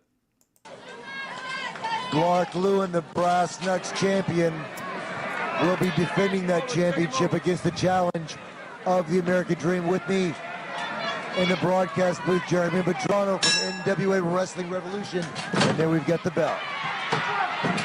Now, you talk about Mark Lewin being a strange individual. That's not really much of a difference when you're talking about the American Dream, Dusty Rhodes. Now, that's not in a negative light, of course. I mean, Dusty Rhodes, one of the most... How much do you think Dusty Rhodes weighs here? What I'm trying to do is, if we want to cut right to the crux of the issue, I want to know if you were to put Wings of Redemption next to Dusty Rhodes, like what would that look like? Like how much bigger than Dusty Rhodes is Wings of Redemption? Possible the most influential figure in the world of professional wrestling. Very charismatic individual, loved by millions around the world. Dusty Rhodes now on the offensive against Mark Lewin now. Got that bionic elbow position ready. Oh! Catches Mark Lewin in the forehead with that elbow. Both wrestlers now battling outside the ring. Dusty Rhodes now with a chair. And the ringside table getting involved late. When I was at Target writing my Savvy Guy presentation, they had a Dusty Rhodes, like one of those really nice, like ultimate collector's editions. And not only did it have like the funny, like exactly the kind of goofy faces you would expect for a Dusty Rhodes figure, but they put so much detail into his birthmark. Like it was like there were 5 or 6 different like flesh tones within the birthmark. It was really impressive. Ladies and gentlemen, not $32.99 impressive. Yeah, this is definitely light, agile Dusty. this match quickly turned into a brawl, a melee, so to speak. So if he's 280 here, Wings of Redemption then is give or take like 120 to 140 pounds heavier than Dusty Rhodes. So who in the wrestling world is around 400? Gorilla Monsoon used to say he weighed 404, but I don't believe that well, maybe that was at his heaviest. And I haven't seen a lot of that footage, but Ringsider's chairs being overturned. Dusty Rhodes now being smashed into the guardrail, into the front row. Now I'm just trying to get like a scale for, you know what I mean? I think it's interesting to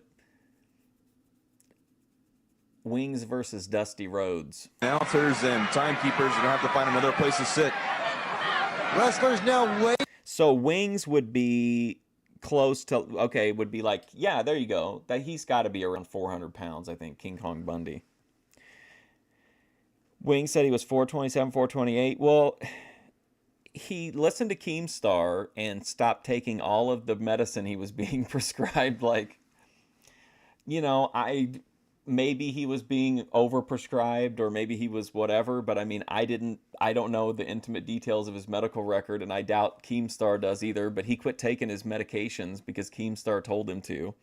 And then Boogie is doing the complete opposite. I think he's been gaining a little bit lately, but I think it all ties back into what Rich and Joy think that like Keemstar has some kind of issue with food because he's so fixated on like constantly Wings and Boogie's weight, like just always. Leading into the people in front row ringside here, Maniac Mark.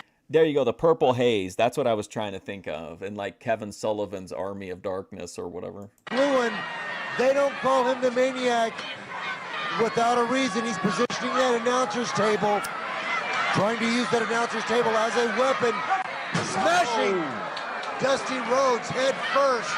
You can hear the sound as his cranium crashed into that hard. Look at that big old piece of the big old piece of the carpet or foam or whatever sticking out. Table. Dusty Rhodes, no stranger to taking a lot of punishment, and I think he's just got lacerated. Dusty Rhodes now busted up. If he could talk to Boogie for 5 minutes, he could fix his weight problem. Well, there you go. There's a content idea for Ben. Why doesn't he record that video? And not only would it help Boogie, and Boogie would for sure watch it because everybody at LolCal Live is obsessed with Ben and Grace, but like then Ben could get his message, his godly message out to everybody that's struggling with their weight. That's a perfect viral video. Ben Thorpe with like weight loss advice. Open, ladies and gentlemen, bleeding profusely in the forehead now. Mark Lewin missing with a steel chair. Dusty Rhodes now fighting on instinct alone, smashing Maniac Mark Lewin into that announcer's table. Now both wrestlers slowly making their way back into the ring. Now the brass knuckles title. Give it one of those like esoteric titles that seem like they always go viral, just like To Boogie. Like that's it. That's the whole title. Wasn't your traditional wrestling championship. The brass knuckles title was more given to wrestlers who are more of an unorthodox type of style. I guess the more of a hardcore style, if you will.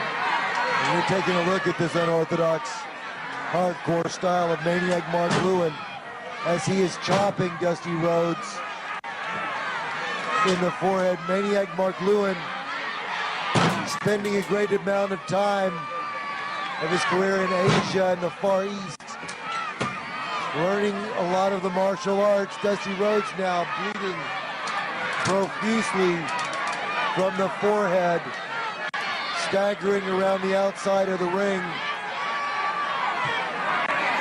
Dusty better be careful with all that blood pouring out of his head. He doesn't want that blood getting into his eyes. What should the title be though? Should it be like To Boogie? Something like just kind of like I Can Save You, or how to save your Boogie, how to save yourself, or just Save Yourself Boogie. As long as he gives the advice while he's lounging around with his gun hanging out. Oh no. It's always a danger now. Dusty Rhodes biting Maniac Mark Lewin and using that bionic elbow very effectively. And again, Dusty Rhodes with those hard right hands. Dusty Rhodes is a fighter, a street brawl. Ben has been, regardless of whether you appreciate the overarching content or not, like Ben has absolutely had so many, like, I'm not gonna quote them, but like a lot of really memorable, like either zingers or like little like 2 or 3 sentence, just like straight to the point comments or banter with Grace. It's just been like so Keno himself, ladies and gentlemen. Fighting out of the streets of Austin, Texas. He's got a handful of hair now. Dusty Rhodes may be blinded by the blood flowing into his eyes, ladies and gentlemen. Signaling for that bionic elbow again. And Mark, like I was just kind of had it on in the background. I forget what I was doing, if I was reading a book or something. And when Ben went on that whole like told Grace like fuck you to you, and like was specific to like fuck you to the core, I was like, wow, he was really cutting some wild promos on her. Lewin has been lacerated. Both men bleeding now. And now Dusty getting funky like a monkey, if you will. Referee Bronco Lubich watching closely now as Dusty Rhodes punishes Maniac Mark Lewin in that corner. And Dusty showing off that charisma. Now listen, nobody else better get blood on this card, brother. Me and Mark Lewin gonna burn the house down, Blood coursing down if you will. the chest of the American Dream. Maniac Mark Lewin now seems to be in another world as he's staggering around among the ringside fans.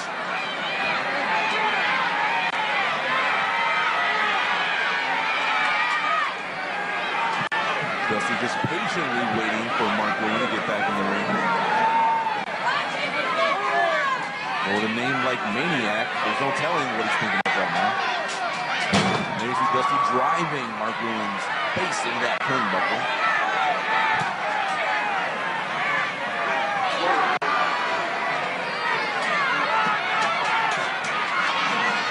Both men are busted wide open, but not 5 minutes, 5 minutes. barely 5 minutes into the match. And already both competitors are busted wide open. Mark Lewin obviously seeking a break here. Dusty Rhodes not willing to give any respite. Again, using the point of that elbow. And the laceration on Mark Lewin's forehead. Now both wrestlers wading into the darkness, ladies and gentlemen, of this audience, of this capacity crowd here at the Sam Houston Coliseum. Now, I don't know about you, Bruce, but if I were to go into the darkness with a guy named Maniac Mark Lewin, I would by I'll four find now. the light as soon as possible. Mark Lewin brought a 2x4 in the ring. Dusty's got it. Now Mark Lewin, both were fighting over it, but Mark Lewin got the better of that exchange, knocking Dusty Rhodes out with that 2x4. But it was not enough as Dusty Rhodes kicked out at 2. Eddie Marlin's watching this like, I can't believe that he got hit over the head with a 2x4 and survived. And now Mark Lewin. They knew how to sell a shot with a 2x4 in Memphis, as we saw. And the dominant one in this matchup now.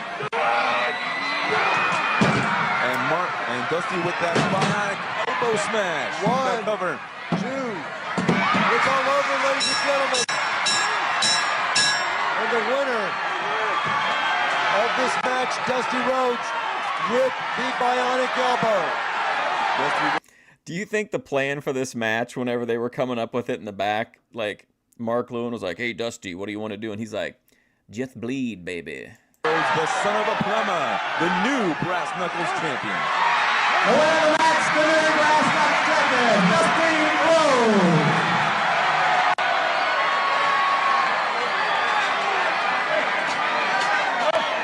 6 minutes, 23 seconds. The winner of the match, the new Brass Knuckles champion, Dusty Rhodes. Let's take a look at closing moments of this matchup. Maniac Mark Lewin there, nice slow motion action. Mark Lewin now with those chops to the forehead, the cranium of the American Dream, Dusty Rhodes, distracted by the referee. One Ooh, put it right on the back shot of his head. to the back of the head seems to have sent Mark Lewin into unconsciousness, followed up with a hard elbow, 261 pounds, and Bronco Lubich counts to 3. And the winner, wait a minute, Okay. Mark Lewin's foot on the bottom rope. Mark Lewin's foot on the bottom rope, Bronco Lubich not seeing that, ladies and gentlemen. However, the winner and new champion is Dusty Rhodes. There you go. Finally, they had it blink on screen. Controversial finish, to say the least. Steve from Blues Clues is real mad about it. He's consoling Mark Lewin.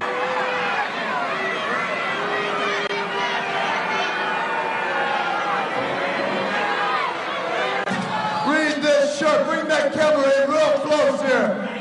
I broke Jose Lothario's arm.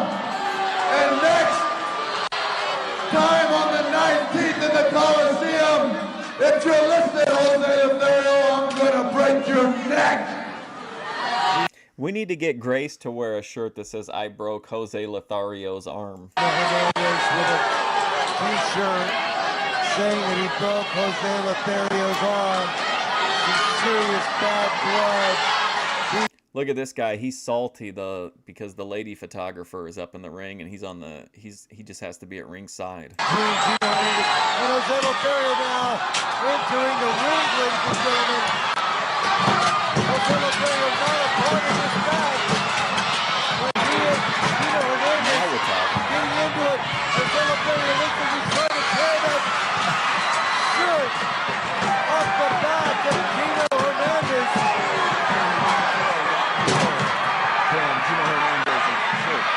Jose Lothario's left wrist in a cast, and that t-shirt being ripped from the torso of Gino Hernandez.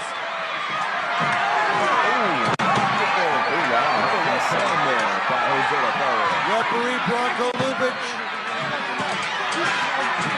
Another referee from the NWA trying to break this up. Jose Lothario not involved in this match.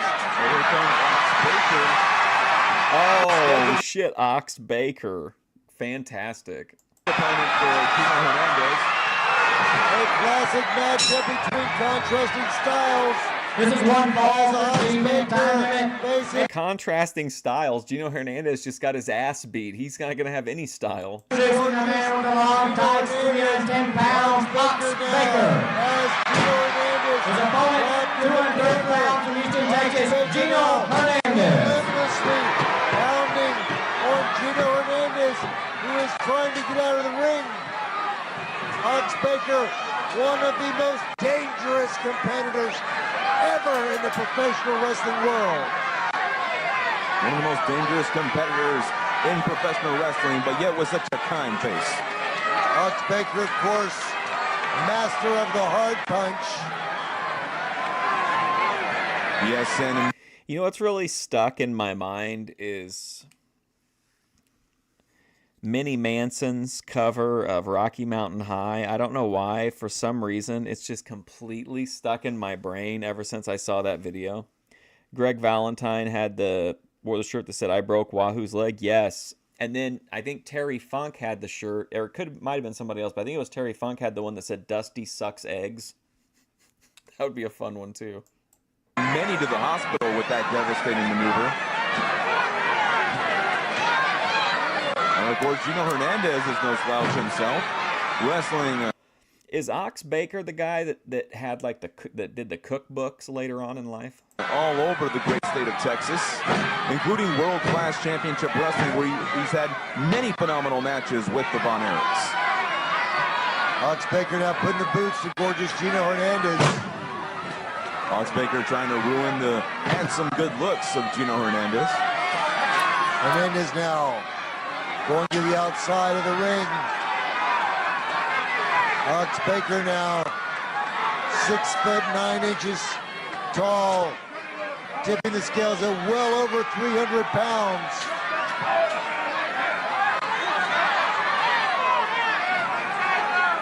Not only is Ox Baker known in the wrestling world, but should I do a stream where we do fire sales and I have to do a shot every time Ben says or asks Grace, you know where you got that from over the weekend streams? he has dipped his toes into the world of filmmaking, done many. Yeah, I remember most of what I've seen of Bob Roop, I think, was in Mid-South. Numerous films, including Kurt Russell's Escape from New York. Ox Baker now in trouble, and Gino Hernandez going to the eyes, blinding Ox Baker. And now that seemed to anger the Big Ox. And now with a vicious left hand to the solar plexus of Gino Hernandez. And now he's just crushing the throat area of Gino. Ox Baker, a legendary brawler, ladies and gentlemen. Gino Hernandez now trying to make peace with giant Ox Baker. I don't blame him one bit, but Ox Baker not taking it. And now it looks like he's trying to send Gino over the top rope. This is interesting. Oh, and another vicious forearm. Here we go. Driving Gino to the ropes and another massive shot to the gut. And now Gino trying to fight back, but Ox Baker fighting with his own version of the massive bear hug. Ox Baker now I haven't watched them, but they did come up in my algorithm. trying to crush the wind out of the lungs of Gino Hernandez. Again, effectively using that knee to the... Pretty much over the weekend, all the videos I posted were shit I'd already recorded. But like pretty much all weekend, since I couldn't stream or anything, I just got high and listened to Ben and Grace in the background. I didn't really watch anything else. Section. Well, besides a couple Katharine Hepburn movies. Here's that elbow of Ox Baker. Oh, that's the thrust kicks. 3 reverse kicks by gorgeous Gino Hernandez. He's got Ox Baker's arm trapped in those ropes, ladies and gentlemen. Those thrust kicks seem pretty familiar. Kind of reminiscent to his future tag team partner, gentleman Chris Adams. And now Gino working that right shoulder, but Ox Baker goes right back. Do you think Gino Hernandez lost like a hair match or something not too long before this? On the offense with that chokehold. There's nothing fancy about Ox Baker. That's pretty clear to say. But there's no doubt that Ox Baker gets the job done each time he steps into those. Yeah, not very much of that stuff made it into that ball-washing A24 movie. It was like such pretty much sunshine and rainbows. You know a movie doesn't care about being accurate when they're like, well, we can't have too many brothers die. Like, that's what happened. Like, you can't just leave up, well, they did, but in theory, you shouldn't just leave up an entire brother out because it might be depressing for the audience. Like, it's a sad story, and there's not really much of a happy ending to it. So why not just be honest and tell the real story? Again, Ox Baker now working on the nerve muscles of Gino Hernandez on the side of his neck.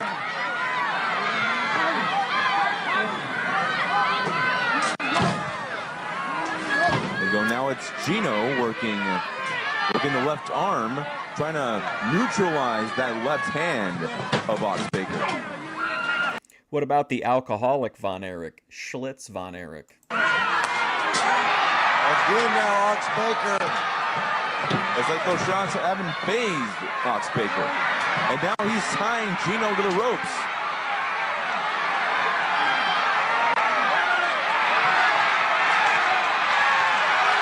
And now Gino seems to be stuck. Oh. Ox Baker missing with a right hand. Gino Hernandez now seems to have some sort of a foreign object. He dropped Ox Baker. So he lost the hair in a tag team match in World Class, him and Chris Adams. That makes sense because I don't really remember him all that. Like, again, I'm not as expert on the territory, but like I always picture him with a like pretty big, like a full head of hair. Gino Hernandez appears to have something on his fist. The referee has caught it. And now Marco Lubitsch going for the bell. But now Ox Baker has the object. Isn't this kind of sending mixed messages? We have a brass knuckles championship, but then you get in trouble if you have brass knuckles. 5 minutes, 1 second. The winner of the match on disqualification, Ox Baker. Ox Baker is your winner.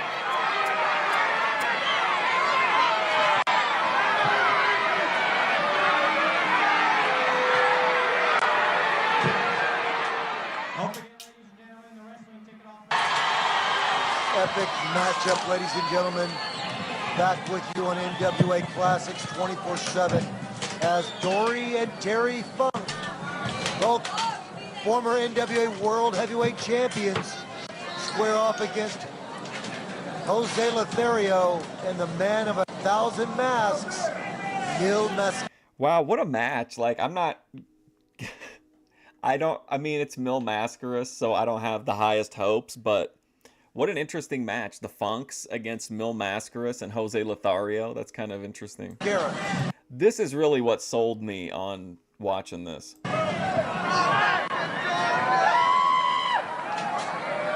All four competitors in this ring, ladies and gentlemen, legitimate legends in the world of professional wrestling. We've got two referees for this match, ladies and gentlemen. Nick Kozak in the red pants and blue shirt, Bronco Lubitsch in the black pants and blue. Like, I knocked the first match a little bit, but I feel like overall it's been an interesting card. It's just a different era, different pacing. Probably how a lot of people feel that are only familiar with like recent wrestling, watching something like Memphis or even 80s or 90s wrestling. It's just like it's a different pace, a completely different approach to wrestling. But I think it's interesting, even if just from like a historical perspective, to just see an entire, what a 1979 Houston house show was like. NWA referee shirt. Ready now for the bell. Looks like it's going to be Jose Lothario and Terry Funk start. I think it was like all you could expect from like Hollywood version of it, but I thought it was, you could definitely tell that they told it from the perspective of the guy that survived, because he sure made himself the main character when that was never, ever the situation at all. But the guy that played Harley Race cracked me up. I thought he was really good. Starting this one. Referee Bronco Lubitsch now calling for the bell as this match begins. Bronco better watch out. He almost got thwarted by Terry. Yeah, exactly, Charles Alford. You learn like how they built a show and how they built a card, and like you can't appreciate that if you are just watching like the best matches from each thing. Yeah, you're seeing the best wrestling, but like it doesn't really help you understand like the territory and the era of like putting on a show. But I understand if people don't like to sit through the boring matches or whatever. That guy at the Philadelphia Spectrum yelled boring at every match, but he was always there, so. Right to left arm. Right away, we're seeing the dangers of having two reps. Terry Funk, very volatile individual, tagging in with his brother, Dory Funk Jr. The Funk brothers, both of them have very different wrestling styles, have very different personalities. Dory Funk Jr., very cool, calm, collected. Terry Funk passed away, unfortunately, but Dory Funk I think is still alive, or he was pretty recently, and he was doing an autograph signing, and I read that he actually his wife charges more money for doing a non-personalized, like if you just want an item autographed. I guess that's to like because of the resale value or whatever. But here's the thing, he doesn't even sign them at the event. So like the shit's already done that are like non-personalized, and then just he signs. I don't know if he signed it, or I think Cornette might have even said that like his wife was helping him sign him or something, but it just seemed like a really weird like situation with him and the autographs. Rarely loses his temper.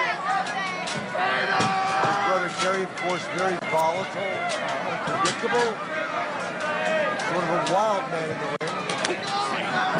Fowler now will tie up now with Dory Funk Jr. and Jose Lothario. Oh, and again, that's the second forearm that Dory Funk Jr. has thrown off the break. Professional wrestling is in both Terry and Dory Funk's blood. Both are second-generation wrestlers. Their father, the legendary Dory Funk Sr. If this was in Memphis, we would have gotten an intro package for Mil Mascaras and Jose Lothario set to like La Bamba or something, with like just a series of drop kicks in slow motion with like different fade out and wipe effects. Fighting out of Amarillo, Texas. There you see the super sock. Jose Lothario with a beautiful arm ringer on one half of the former NWA World Heavyweight Champion. In fact, both Terry and Dory Funk share the distinction of being the only brother tandem to be former NWA World Heavyweight Champions. Hey, Backwood Squatch.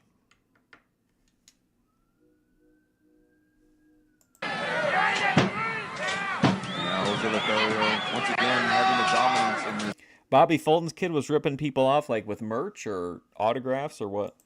half of the match. Working on that shoulder, Dory Funk Jr. now. You can see Jose Lothario now applying pressure to that elbow, bending that arm backwards. And Dory's such a phenomenal wrestler in his days.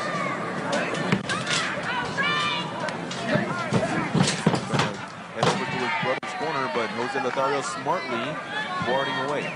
Able to make that tag, ladies and gentlemen. Jose Lothario continues to work on that left arm of Dory Funk Jr. Jose Lothario now tagging in Mil Mascaras.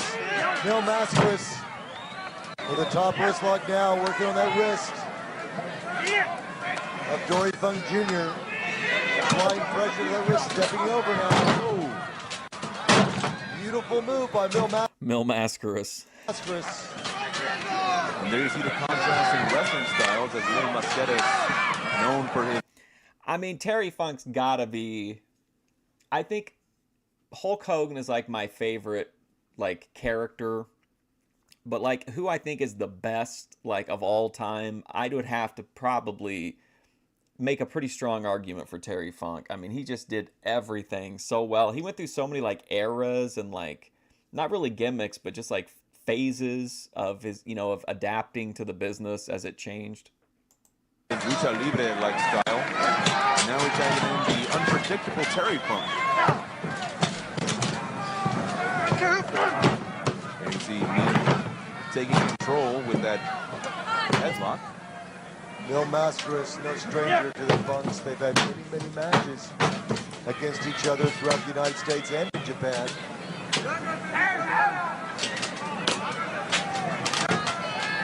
Mil Mascaras now. No, I don't really have any social media. I don't really post anywhere. Do the Funks have the most worked arms of the era? Maybe. Applying pressure to that headlock, tagging in Jose Lothario now. Goes right back to that headlock. And I guess Terry was trying to spin Jose Lothario into dizziness to try to break that headlock, but to no avail.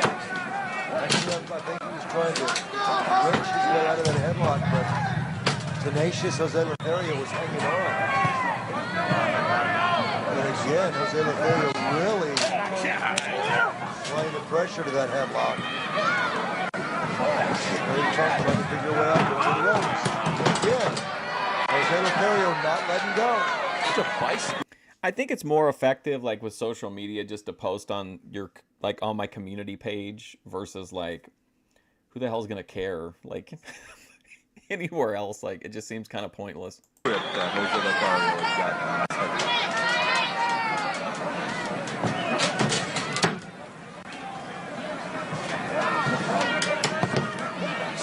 Apply tremendous pain to your neck, into the temple area of your face, the side of your cheeks. Restricts the breathing. But look at Terry Funk now, effectively reverse that hold, restricting the breathing, covering the nose and mouth of Jose Lothario. That almost looks like he's illegally trying to smother him. Referee Nick Kozak checking. I'm sure if it was illegal, Kozak would be breaking that hold. And again, Terry Funk escapes. This is with an elbow. It's hard to say like what my favorite era of Terry Funk is because I think they're all good. I like when he was in I think it was WWF, or it might have just been WWF, like in his feud with Hogan where he was like the crazy cowboy. I like the ECW era where he started wearing the striped tights and the headband and the towel and started doing like the moonsaults and shit. Chainsaw Charlie is hilarious. But I think maybe my favorite era, or my favorite Terry Funk vibe, is at whatever that WCW pay-per-view was where he was there and with like a real nice suit on and his hair slicked back. And then when after Ric Flair won his match, Terry Funk like tried to suffocate him with the plastic bag and it just turned into like utter chaos. That's probably my favorite Terry Funk vibe, is him in like a nice suit ambushing Ric Flair and trying to suffocate him to death on television. Elbow smash, Jose Lothario right back to that side headlock. All four of these competitors are such renowned athletes, especially Terry and Dory Funk. Excuse me. Terry Funk now getting frustrated. It's got to really be frustrating. He's stuck in a headlock. This period of time, not being able to move. Now, Jose Lothario. 5 minutes. 5 minutes. Again. His old LJN figure as a collector is fantastic. I mean, it's a great likeness. It's like it looks really good. But like I felt, well, all the LJNs kind of sucked, I guess, but like that one just like was one of the ones I thought that really sucked. Great teamwork now by Mascaras and Lothario working on that headlock. Terry Funk trying to force a break. Mascaras not allowing that to happen. Not only was Mil Mascaras such a phenomenal athlete, but a very colorful athlete as well. Look at that colorful mask that he's got. His tights, green and red. Mil Mascaras known as the man of 1,000 masks. I believe that's mask number 347. Like, they made an interesting choice with it because he's got his branding iron and his cowboy hat that are removable. And then he doesn't have a shirt on, and then he's wearing his trunks, and they put the chaps on him. But the chaps, I think, are molded on. They're not removable. So he's just shirtless wearing chaps. So he kind of looks like a Chippendales dancer. Wearing any mask twice.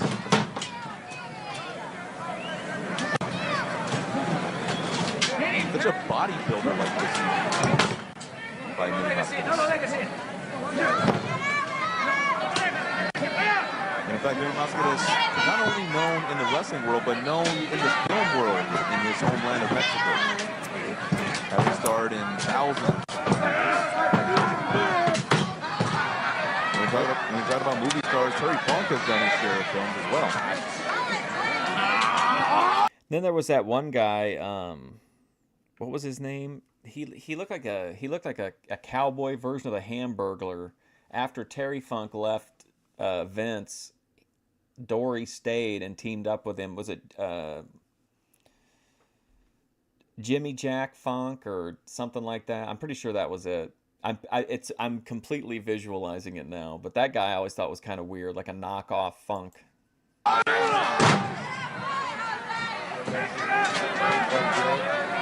personal favorite was Over the Top with Sylvester Stallone. There was a stretch at Cooper's over the weekend, and it was when I posted about it on my community page. The guy singing was the absolute shits. People were leaving Cooper's, and he would be like, okay, that's my last number, and then he'd fucking sing again, and he had the worst song choice, he had the fucking worst voice, but then the old man came on, and he wasn't great, but at least he was kind of chill.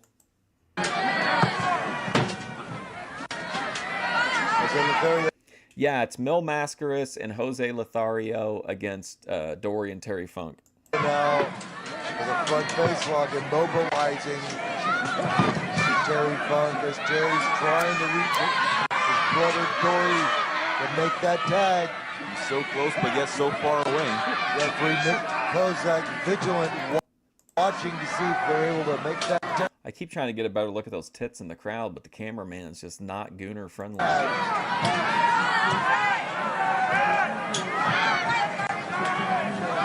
Terry now looks like he's trying to reverse that front face lock with a standing suplex. Beautiful. It's a strike to Terry Funk, however. 1, 2. Jose Lothario spun it into a pin. And again, Jose Lothario right back to that headlock. Mostly with the two referees coming to play, while one referee is trying to hold back the other competitor. The other referee can go right back into the new men. Mil Mascaras now. Again. 1, 2. Mil Mascaras very tired. He's been in the ring for 30 seconds. He needs to lie down. Terry Funk now trying to turn that headlock into an advantageous position. But again, Terry Funk in trouble. Now this is something you don't see in every tag team match. You have a tag team match with not one but two referees. Mil Mascaras now in the corner. Terry Funk trying to force that break. Well, shit, I want to see his mask. Irish with the turnbuckle reversal. And Mascaras once again goes back to that headlock. There's the tag, the super stock. Comes Jose Lothario. And now Dory Funk Jr. tries to get in to save his younger brother. Jose Lothario now cinching in with that front face lock. Dory Funk Jr. Do you think Jose is still seething over the t-shirt? just to break this up.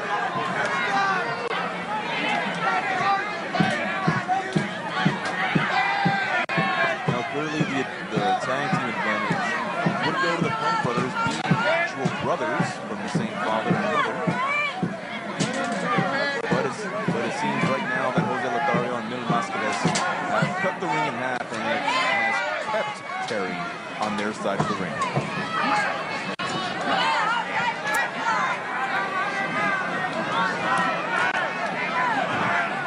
Terry trying to grasp for air while at the same time trying to get the tag to his brother Dory. Jose Lothario now leaning in. Terry Funk trying to fight his way. Well, Terry is no stranger to fighting. Pushed back towards the corner. Mil Mascaras watching carefully. Jose Lothario continuing to apply that pressure. And why isn't the crowd like getting behind Terry here? Is there ever been a better time for a USA chant? Terry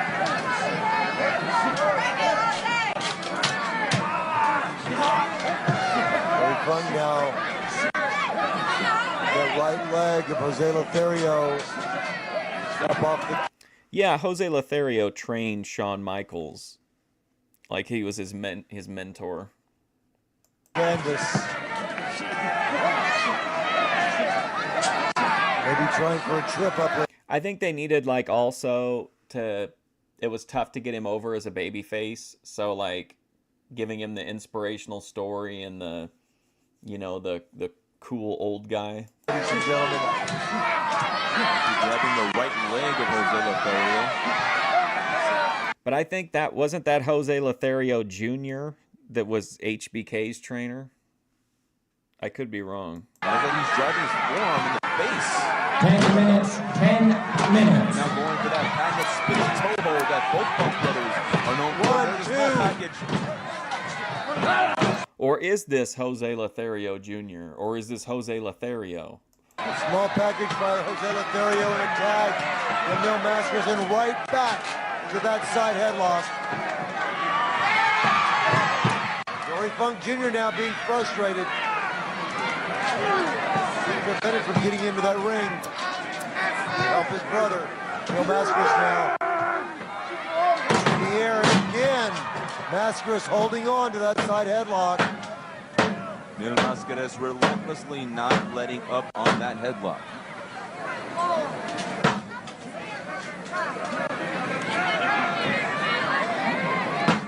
Come on, Terry. Dory Funk now trying to make his way to his feet. He's got to get out of this hold. I should have brought Mr. Hornsby 83 on to do commentary for this. We could have muted the their people and put him on. Got to get out of this headlock. He's been punished by this side headlock, it seems, for the last 20 minutes. And again, headlock takedown by Mil Mascaras, a tag to Jose Lothario. Jose Lothario again controlling his man with that front face lock. I bet Terry Funk wishes that he was in a movie set right now so he can call for a cut. And Terry Funk now. Oh yeah, I watch Cooper's just like recreationally. I think it's a really interesting stream, especially if like the other night it was like packed with just so many terrible singers. But the chat's also pretty interesting because they all have like their theories about like who the regulars are and what their motivations are and who's seeing who. Now, Making the tag with Dory Funk There's also a lot of people there just to shit on the singing, which is always funny. Jr. And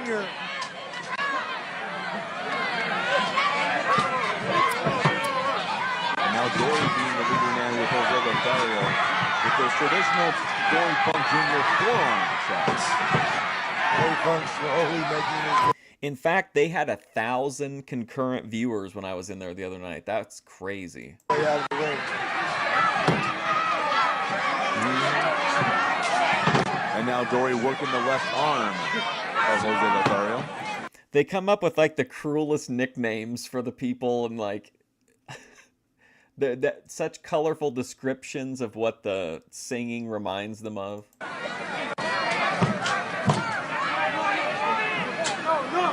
Hey, what's up, King TL? Hey, King, I've got somebody. If you're still here when this show's over, I got something I think you'll like. Notice how Dory Funk Jr. steps over. Really applying the pressure on that shoulder of Jose Lothario.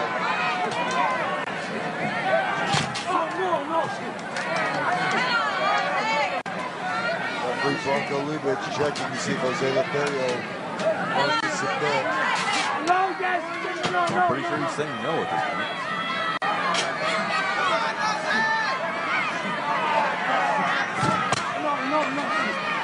Jose Lothario refusing to. Cooper's to me is perfect if you're in a mood where like I can kind of have Ben and Grace on in the background, but I can't just tune out. Like I have to, like I feel like I have to pay attention to what they're saying, or I want to pay attention to what they're saying. But like if I just want something that's completely like low engagement that I can just completely zone out during, like Cooper's is great because like you're never really gonna, like if you miss something, there's always another terrible singer or weird social interaction going on. So it's just like a perfect like low engagement, like chill kind of stream. Submit. Now Nick Kozak checking the condition of Jose Lothario. Both gentlemen are now on the Oh man, there was a decent shot. Dory with a handful of air brings Jose Lothario back to the mat, and now just sending Jose Lothario to that cold, hard concrete floor.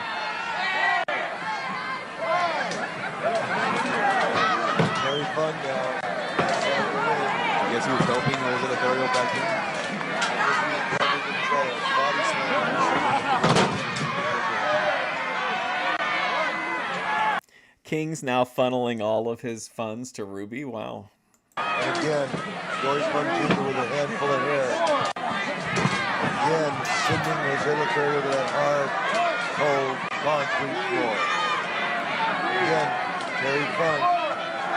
This time, with an atomic drop on Jose Lothario. Anybody else see that clip Richard put up on Healthy Family Force with Joy just fucking tearing somebody up? It's one of the people in their chat, and she called her a cunt, and then she's like, yeah, I called you a cunt because bitch isn't strong enough for like a piece of shit like you or something like that, and then called her a cunt like a handful more times. It was a wild Jedi Joy clip. On the concrete floor. That's gonna be. And the title of the clip was like, "Is it okay to use the C word?" And I thought there would be like a discussion about it, but I guess the point of it was just that it is okay to use it because bitch isn't a strong enough word. Even more painful, given that it was given on the concrete floor. Macy Minimusculus checking on his tag team partner. It's the Cooper's is small, plus the camera, like there's really nowhere to hide in there. So like if you do anything you do is going to be picked up by that camera. And in fact, I always forget about it, but they've got 2 or 3 other cameras too. They just don't usually, they usually stay with that one that kind of is down by that's right over the karaoke part. Jose better watch that count.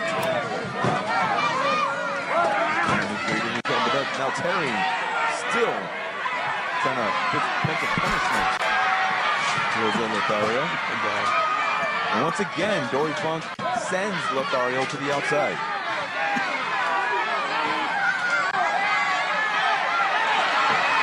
Referees have clearly lost control of this match. And even with 2 referees, this match is still out of control. Mil Mascaras now after Terry. Also, I don't want to say it's like a 1-to-1, but I did kind of find a King TL adjacent guy that's down in Jamaica that he makes videos and also live streams sometimes of himself like at the workplace on his like different kind of construction work sites. Terry Funk. And Terry just ascended into the darkness. Terry Funk punishing Jose Lothario, and Mil Mascaras protecting his tag team partner, gingerly helping him into the ring, rolling him under that bottom rope, and a body slam by Dory Funk Jr. Hey, so I was watching the stream the night that Aaron came on and told the Thorpes that he was a high-powered like Hollywood recruiter and that he had been passing along their name to some powerful scouts, but then, you know, the recent direction of the content, he can't, you know, they're no longer marketable. So now Aaron's working with Healthy Family Force, I guess. But is he like done with the Thorpes, or I don't really remember how that ended. Or if they just like, I don't really think was there any drama like on stream about it? I can't remember. Junior followed up by a vicious elbow smash. 1, 2. And Dory Funk Jr. In 14 minutes, 54 seconds, the winners of the first fall, the world famous Funk Brothers. Terry Funk win the first fall of this 2 out of 3 falls contest, pinning Jose Lothario. There'll be a 2-minute rest period inside the ring, a 2-minute rest period. Okay, 2-minute rest. Dory Funk Jr. winning the first ball of this 2 out of 3 falls. They have the winner's advantage, whereas Mil Mascaras and Jose Lothario have to win 2 straight falls at this point. Mil Mascaras now rolling his partner into the corner, protecting him. Terry Funk and Dory Funk Jr. distracting the referee. Here's a good look at the slow motion, ladies and gentlemen. Do you think, Joe, that he is indeed being paid to scout the Thorpes on 2 separate occasions? Who would come to somebody and be like, hey, listen, there's these people on YouTube. I need you to take a look at them. Here's $5K. Just go check them out. You know what I mean? Do you believe him, or you think it's bullshit? Back in 1979, ladies and gentlemen. Or do you think it's a troll? What camera work, slow motion body slam, followed up by the 1 minute, 1 minute to go. by Dory Funk Jr. and the pin. 1, 2, and 3. The winners of the first fall, Dory and Terry Funk. And it looked like Jose Lothario tried to kick out at 2, but to no avail, which should show you the condition that Jose Lothario seems to be in right now. Jose Lothario still seems to be in trouble. I don't know how long Aaron has been around. I feel like he was here before. Been watching since before I have, because I remember like the Thorpes I think he had like one of the emotes is of him maybe, and then he would do like streams where he would like A-log the Thorpes kind of, but in like a positive way. But I always felt like he was like him or South to West were like the biggest Ben fans. I feel like Aaron kind of would never go against Ben and would never like even criticize Ben in any way, is how it came off to me. I don't know what he was like before that. In the corner under one knee now, on his feet, 30 seconds. leaning against that turnbuckle. Terry Funk being held back by the referees. He is anxious to get the second fall started. He knows that Jose Lothario is hurt. He knows that Jose Lothario... Okay, there we go. Subscriber number 59. Okay. Well, that makes sense then. It just seems like he was like ZXV's a Grace ball washer, but like it makes sense because he's really into her. I never understood Aaron's motivation to be like, it seemed almost like he was like a PR man for the Thorpes. You know what I mean? Like there was not any real like whenever he would talk about him or interact in chat, it was never like there was he didn't dig in at all, like at all, like even in like wondering their motivations or whatever. It seemed like he was just like a completely on board with them. Was that what he was told to do by the scouts, or did he make that call on his own? He wants to move in for the kill. 10 seconds. Kozak now. Getting into it with Terry Funk. 5, 4, 3, 2, 1. The bell. And the second fall is underway. I could have sworn after that exchange with Kozak and Terry that we were going to have a tag team match with the Funks against Bronco Lubitsch and That'd be good, man. I'll play with you. Bronco Lubitsch would hold his own against Terry Funk. I know you're not in the Discord, Joe, or at least I don't think you are, but he had some interesting feuds in the Discord. One of them was with Ava. And I don't remember, Ava had found something that he had posted online or something. I can't remember what it was, but there was quite a bit of Aaron Sound drama on Grace Cord. Funk Jr. now in the ring against Mil Mascaras. Well, why is Mil Mascaras kicking things off? Because I'm sure he didn't want Jose Lothario starting the match up, given the conditioning he was in earlier. Funk's now double teaming Mil Mascaras, sending him now to the concrete floor.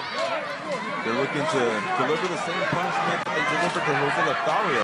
Also, great Aaron Sound. I think if he is truly gone, let's take a moment to talk about Aaron Sound as a character on Thorpe TV. I think his greatest moments to me were during the OPC Don arc. In chat, Aaron would always go after OPC Don and call him delusional and all this other shit. And I think that's my favorite thing that Aaron contributed to Thorpe TV was just his complete disgust of the mere mention of OPC Don. If you were in the Discord, you'd have to live in there.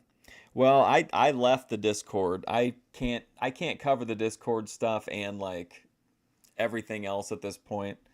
And it seemed like honestly, ever since the split, like where Misunderstood came around, Grace Cord's been pretty like chill most of the time.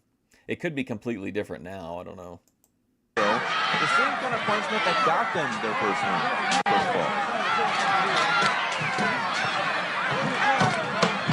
Some double teaming here by the brothers from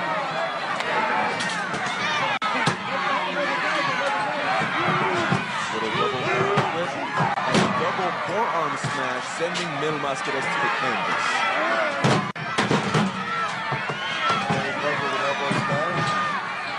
Back in his brothers quick tag journey, as the Funks are experts at tag team wrestling. Very wisely keeping Mil Mascaras on their side of the ring. Grinding that boot into the forehead of Mil Mascaras. Now, granted, Mil Mascaras is wearing a mask, but despite that, driving someone's face in, driving someone's foot into the face is still painful mask or not. They try to get in there, but Nick Kozak very On my channel, never. very agile to shot Terry at his tracks. Honestly, no. I mean, somebody else will record them. That's one kind of benefit to the lolcat thing is I think Grace has picked up a couple people that like save her streams now since she's been deleting them and stuff. So I feel like somebody would record it. And it's just like, I don't know. It's just like a lot to like the amount of time that you have to wait for the VC. And then like, I mean, you could have you get a notification or whatever when it says like at everyone, but you never know if that's for VC or not. So it's just like a big kind of like, it felt like being on call at a hospital, especially if I got into the mindset of that, like I had to hear like everything in the VC. And also just the whole thing with Foot Girl kind of like killed a lot of my like goodwill vibe for the sector. tag. Here comes Terry. And now it's Terry driving his fist into the throat area of Mil Mascaras. Looks like a choke to me, Jeremy. Very difficult to tell from our vantage point, but another good upper hand cut by Dory Funk Jr. Those European uppercuts, very effective on Mil Mascaras, making a tag. Fight Back. What was... I don't remember that show. Or at least I don't think I do. Now, with Jose Lothario, Dory Funk missing with a wild right hand. Staggered now. Super soft. Jose Lothario showing why. He has the hardest right hand in wrestling. Little karate press there by Jose Lothario. He didn't mug with the toe push. Dory just swinging for the fences there, but no avail. Little single leg takedown there.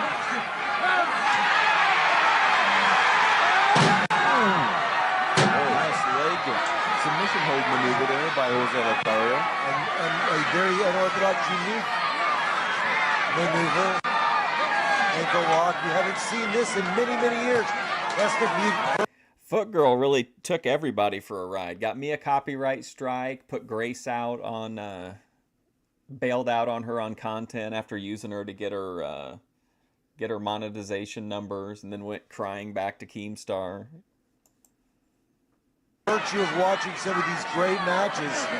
They haven't Ben buried her though in a promo. I think it was yesterday. He did a pretty good. I mean, he said everything you could say. been seen in 35 or 40 years. You're going to see moves and holds, ladies and gentlemen, that you've never seen before. And this is one. And this is courtesy of NWA Classics 24/7. This is the only place you're going to see this vintage. I'll have to check it out. I found some British show that was on the BBC, and I can't remember what the title exactly was, but it was like Weird Saturdays or Weird something. And it was like one of the segments on it was pro wrestling related, I think, but I forget what it was. Vintage content, ladies and gentlemen, is right here on NWA Classics 24/7, bringing it to you, the wrestling fans. Dory Funk Jr. now in severe pain as Jose Lothario works on that ankle.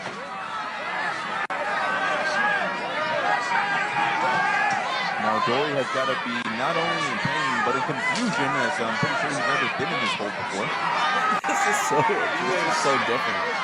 Positioned squarely in the center of the ring, so it's very difficult for Dory Funk to reach the ropes. Or Terry. To make that tag, you're absolutely right, Jeremy. Jose Lothario, a ring general, tagging in Mil Mascaras now. Mascaras now right back after that ankle. Dory Funk Jr. trying to escape through the ropes. Flying forearms by Mil Mascaras. With a tag right back to Jose Lothario. And Terry just getting frustrated to help his older brother. And now it's Jose Lothario's turn to drive his foot into Dory's face. I forgot that this match had two referees. I thought I was hallucinating for a second, or there was like another Earl and Dave Hebner situation. Little leg sweep there by Jose Lothario. Count of three, ladies and gentlemen. This match has been even down 5 seconds. Dory's on the second ball. Mil Mascaras Jose and Lothario. Dory Funk Jr. with that Russian leg sweep, gaining the 3 count. 3-minute rest Mil period. Mascaras and Jose Lothario. So is it like has a 2-year time limit? Is it a fairly obscure show? Like, do you think I could stream it without some corporation taking it down? Now have one fall. The Funks have one fall. And we'll be heading towards the 3rd deciding fall right after this short rest period. Dory Funk Jr. now slowly making his way to his feet. Obviously that Russian leg That sounds exactly like the kind of stuff we watch on here. sweep by Jose Lothario doing some damage. but not tomorrow. Tomorrow we're gonna have to get. I need to be able to connect better with Thorpe TV's current content arc. I need to dig into religion and get that. I need to get that connection back. Crashing the back of his head into that canvas.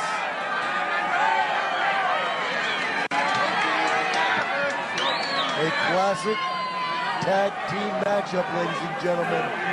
Mil Mascaras and Jose Lothario. 1 minute, 1 minute to go. Four icons of the wrestling profession now.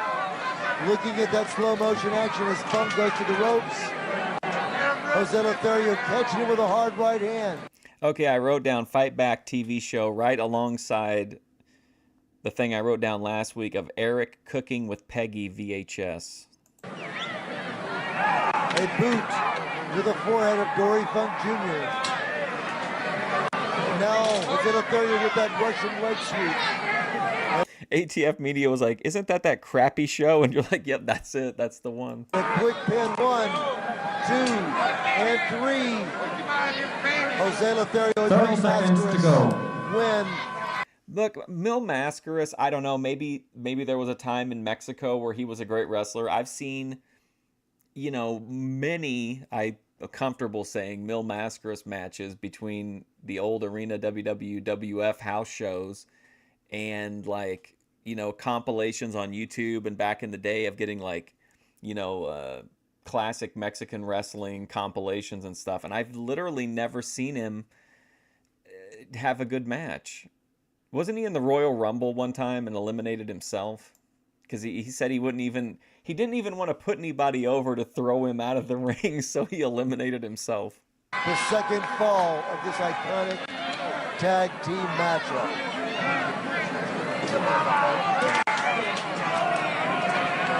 Now turned into anyone's tag team matchup now.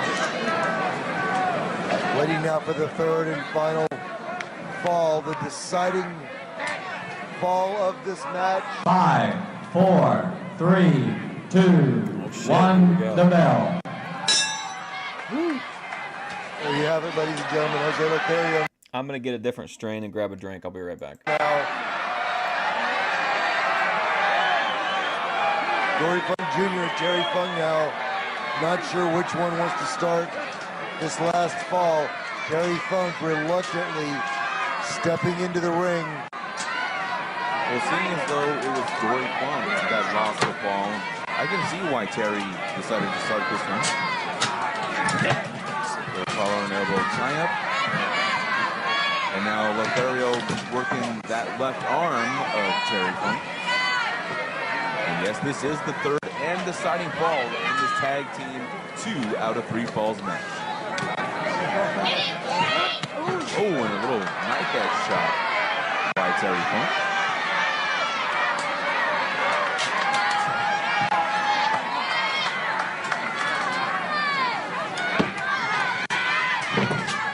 Both men trying to find a right position here.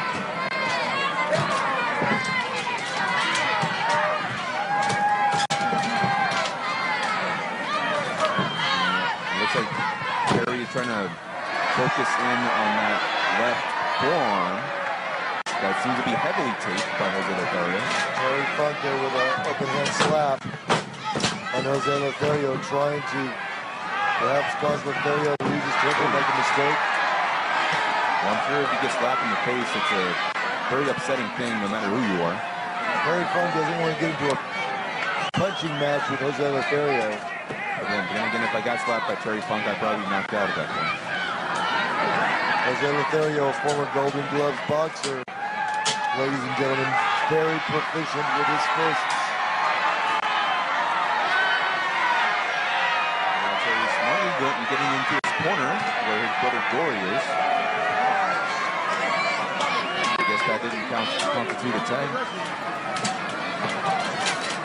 Geez, how many do I have tied up in the closets? None. That's what a crawl space is for, brother. Little collar and elbow tie-up here. And now it's Terry with a side headlock, and I'm guessing that was a fist. It's hard to tell from my vantage point. Well, wherever it was, it stung Jose Lothario. Now Jose better be careful. And there he's Mysterio now trapped. I've been smoking that Wedding Kush. Is it Wedding Kush Mints? Yeah, Wedding Kush Mints. And then I hit that Sherbanger on top of it. I mean, it was like the Undertaker was coming out. My brain was just like, bong. And I was like, okay. Time to get the gas Nana. In the corner by the Funks. and Terry Funk with some fists of his own. Yes. Oh, my Terry Funk with that super left hand, being a southpaw.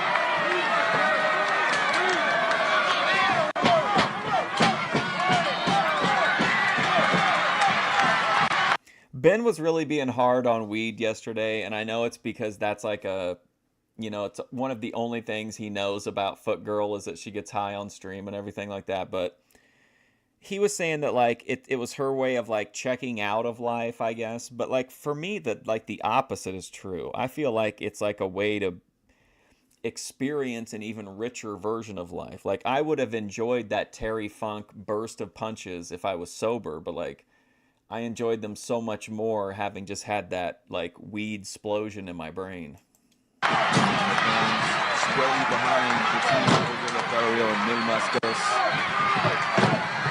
Terry Funk now with some fisticuffs of his own. But Jose Lothario responding. And again, Dory Funk Jr. with a double team.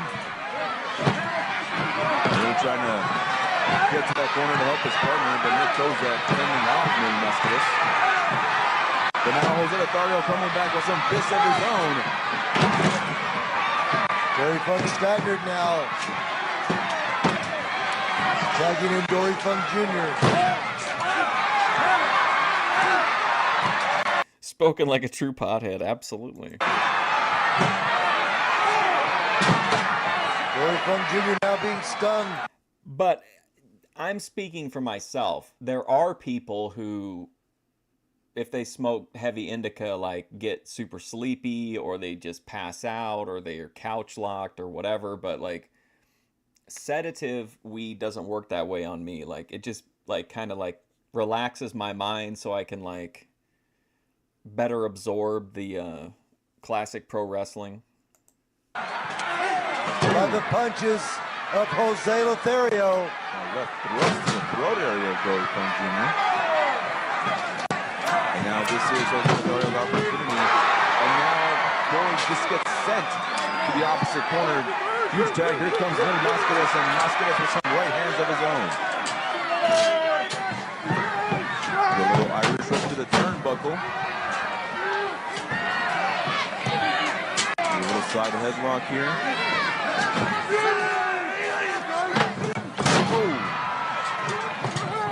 Now look at this. Here we go. Head scissors by Mil Mascaras. Orthodox like head scissors in the flying forearm. Another one of Another those. flying body press by Mil Mascaras. The Dude, Cornette always said that Kevin Nash had like 6 moves or something. I think Mil Mascaras has like 4. patented Mil Mascaras flying body press. Dory Funk Jr. now. And Mascaras over that top rope to the floor and again. Terry Funk, it looks like Terry Funk with a pile driver. Terry Funk is driving Mil Mascaras' head on that concrete floor. Very difficult to see on this vantage point. But I can see Terry Funk position Mil Mascaras into a pile driver under that concrete floor. Now Mascaras has got it. Oh, you know what? For the religious stream, I'm gonna break out. I bought a pre-roll, but I'm gonna break it down so I can smoke it in one hit. But it's perfect for the religious stream. It's the Dirty Squirt strain. And another pile driver. God, Gotta be it here. But no, Mascaras son of a bitch. Kicking out of Mil Mascaras, kicking out of a pile driver in 1979. Eat shit.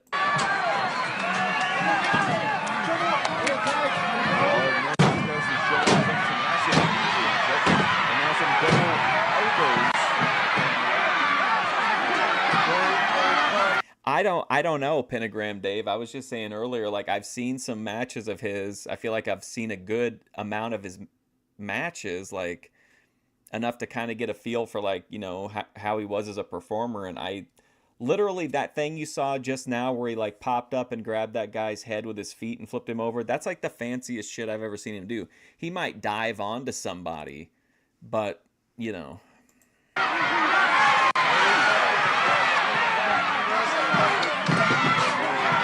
non-ironically, Warrior's your favorite time. Was he like, were you a kid at the time?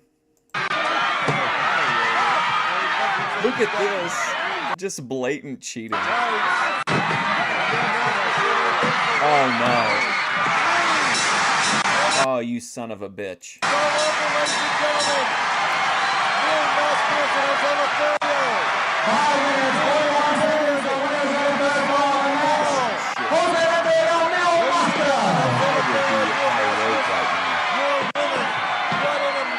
I'd be like, that fucking referee, he's paying attention when Terry Funk is pulling the tights, completely ignoring it when Mil Mascaras does the same. He should be brought in on Monday morning and, I mean, really given a stern talking to. Contest only here on NWA Classics 24/7.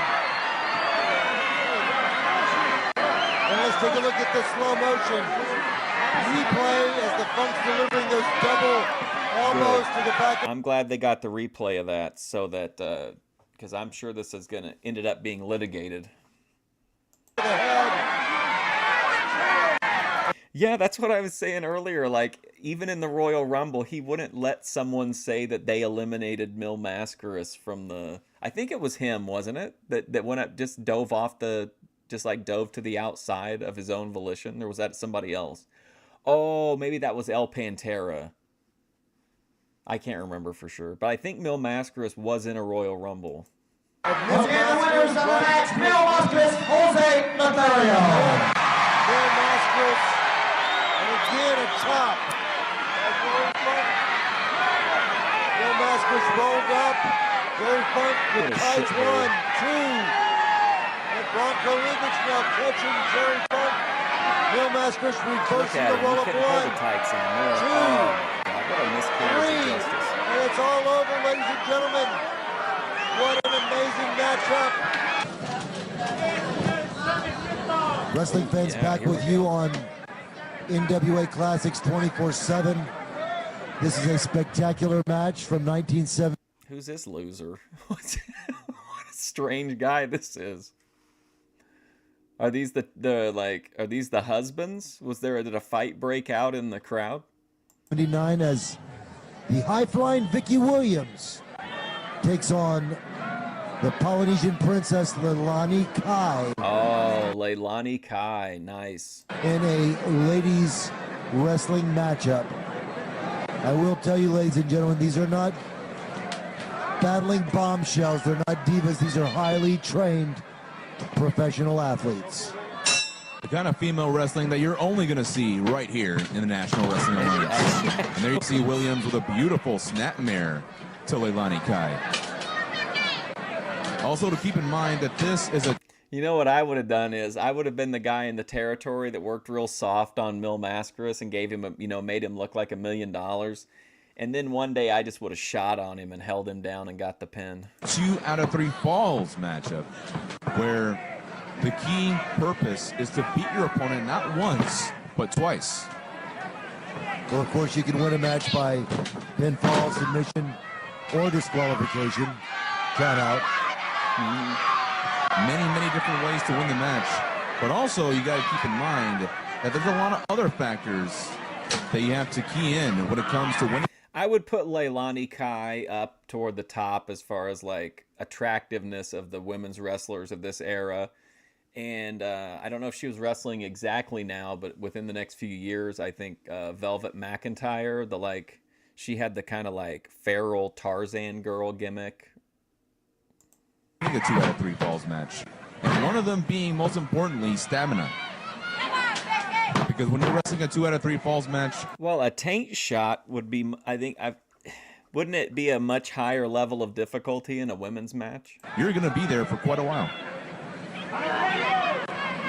Leilani Kai now with a wrist lock on Vicky Williams. Oh, Applying pressure to that wrist and elbow. You can see that Wow. arm twisted. See, like that's a rest hold, but it didn't, didn't get the same reaction that the other rest holds have gotten. At an unhealthy angle, Vicky Williams now reversing that wrist lock. Now it appears that Leilani has the size advantage over Williams. But yeah, Williams has the experience edge over Leilani. Let's go, Vicky. No. Now both of them finding their bearings here. Trying to catch their second win here. Another lockup. Kai getting to the ropes. Oh, I'm just saying, like, it at the time of the people that were available, I think, who else would have been around? I guess maybe Wendy Richter, Sherry, Baby Doll. I don't think Missy Hyatt was around yet in '79. Missy would have probably taken it. Probably whoever was the hottest at this point passed it on to Missy Hyatt. Missy passed it on to Sunny, or maybe to Elizabeth, or maybe Elizabeth always. I guess it depends. If you want the trad girl, then Elizabeth. But if you want the bad girl, then Missy Hyatt. Causing the referee to make the break here. Both of these wrestlers quite unorthodox. Neither of them wearing wrestling footwear. Not only that, but they're not wearing knee pads or elbow pads. Or wrist tape, for that matter. Nice chain wrestling by Vicky Williams. Oh, now Some old Memphis would be cool too. Yeah, we do Memphis pretty regularly. that was a beautiful takedown by Williams. And once again, Oh yeah, Rockin' Robin was kind of interesting in like a mountain Amish kind of a way. And then for some reason they had her sing the national anthem at WrestleMania that one time. That was kind of quirky. She kind of showed some eccentricity there. Williams targeting that left arm of Leilani Kai. Just wrenching on that arm here. Looks very difficult to get out of. Referee now checking to see if Leilani Kai would like to submit. It's a very painful hold. And Leilani Kai now going to the ropes to force a break. Now this is very, very important because this is the first fall of this 2 out of 3 falls match. And a win here could spell the inevitable victory. Oh, beautiful push over there. And another beautiful arm drag once again to that left arm.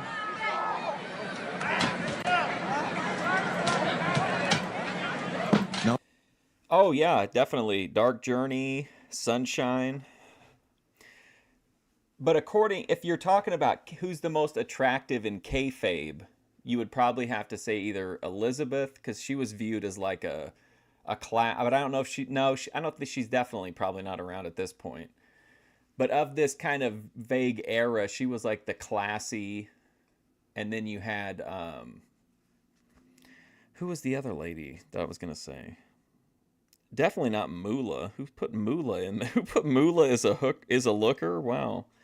But they said that in kayfabe, what's her name, Baby Doll, was always presented as like the perfect 10. Every guy in the territory always wanted to get with her in the storyline.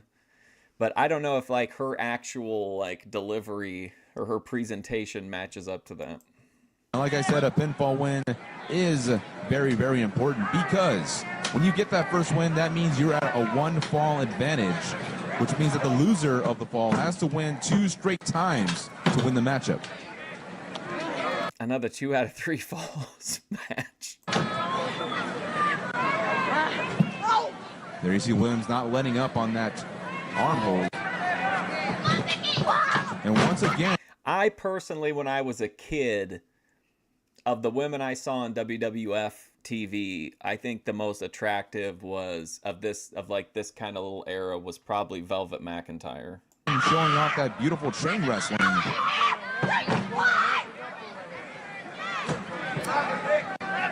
Kai doing a little complaining there to referee Nick Kozak. But once you get into like the mid 80s, I guess you start to get into like the Glow era, which had a lot of maybe people that weren't wrestlers, but women making a living in wrestling.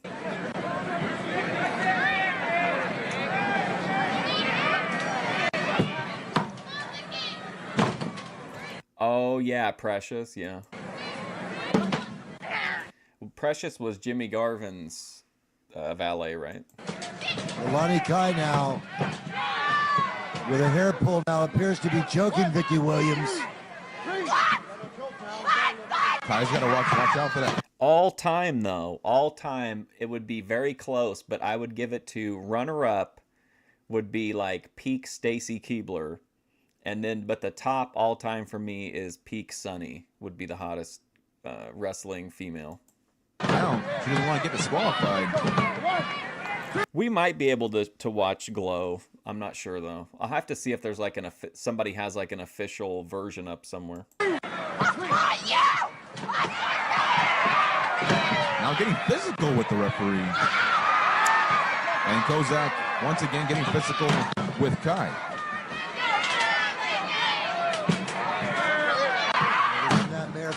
Yeah, Tori would be up there for sure. Leilani Kai. Ooh, steps on the throat of Vicky Williams. Like, Sunny turned down so much stuff like Playboy and porn when she was at like her peak and stuff like that. And I never imagined like that her life would go down the road that it did. But like, I don't know if you've ever seen the 2 pornos she made, but like they're really wild. Now Williams has got to be out of breath at that point.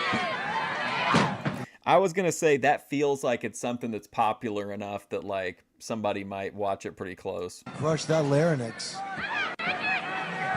Vicky Williams now draped over that second rope. Once again targeting that throat area of Williams. And when you can't breathe, it's very hard to concentrate. Leilani Kai now again, very effectively using those ropes. And there you see Kai very proud of herself and what she's doing. And now Kai showing off some chain wrestling of her own, which only gets a 2 count. Irish whip to the ropes. Beautiful back elbow. Once again, another cover and another 2 count. Yeah, Sable definitely took Sunny's spotlight, which I feel like at the time, as a fan, there was a divide between like the Sunny loyalists and the people who preferred Sable. I never understood the Sable appeal. I think she looked good that one time when she was first like performing as a wrestler. I think it was in like maybe a mixed tag match with Mark Marrow as her partner. But she had on like a kickboxing outfit. Like I thought she looked good there, but never in the league of Sunny like in her prime. Not even close. Plus Sunny could do like all the different outfits. She could wear like Legion of Doom, the Godwins, the Smoking Guns. I think she managed she managed and turned on every tag team. She was directly involved as one of the major things behind the Shawn Michaels Bret Hart feud. And now Kai having some choice words with referee Nick Kozak. Very surprised that the referee's giving some leeway. 5 minutes. 5 minutes. Leilani Kai now tearing at the eyes, ripping at the face of Vicky Williams. Vicky Williams now trying to clear the cobwebs. Grace could have been a legend in 80s wrestling. 5'10". She could have been like she'd have been like the big monster heel. Not having very many opportunities to clear those cobwebs, especially with Kai right on the attack. Leilani Kai relentless in her attack on Vicky Williams now. We got a scoop and a slam there by Kai. Could this be? Ben could be her manager, and he would keep getting her into like predicaments. Like he would agree to stipulations that in her matches that she didn't agree with. And now another 2 count. Stack the odds against her.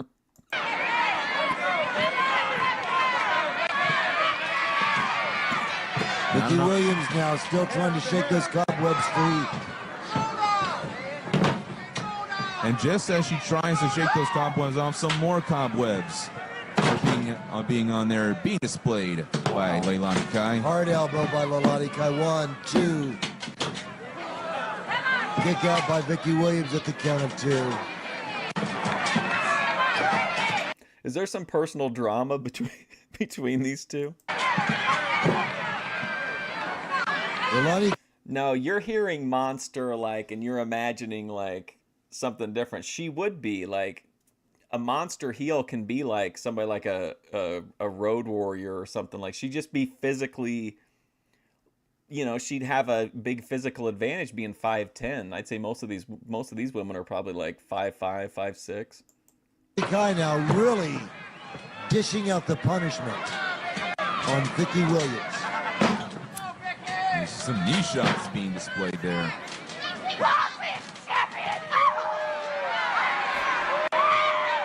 Imagine Grace throwing like little people, women wrestlers around the ring, like bullying them. That'd draw money, I think. Very unorthodox one is Leilani Kai.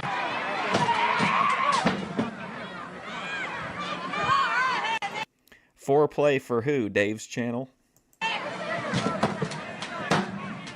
I know he's a big Vicky fan. Once again, Williams kicks out.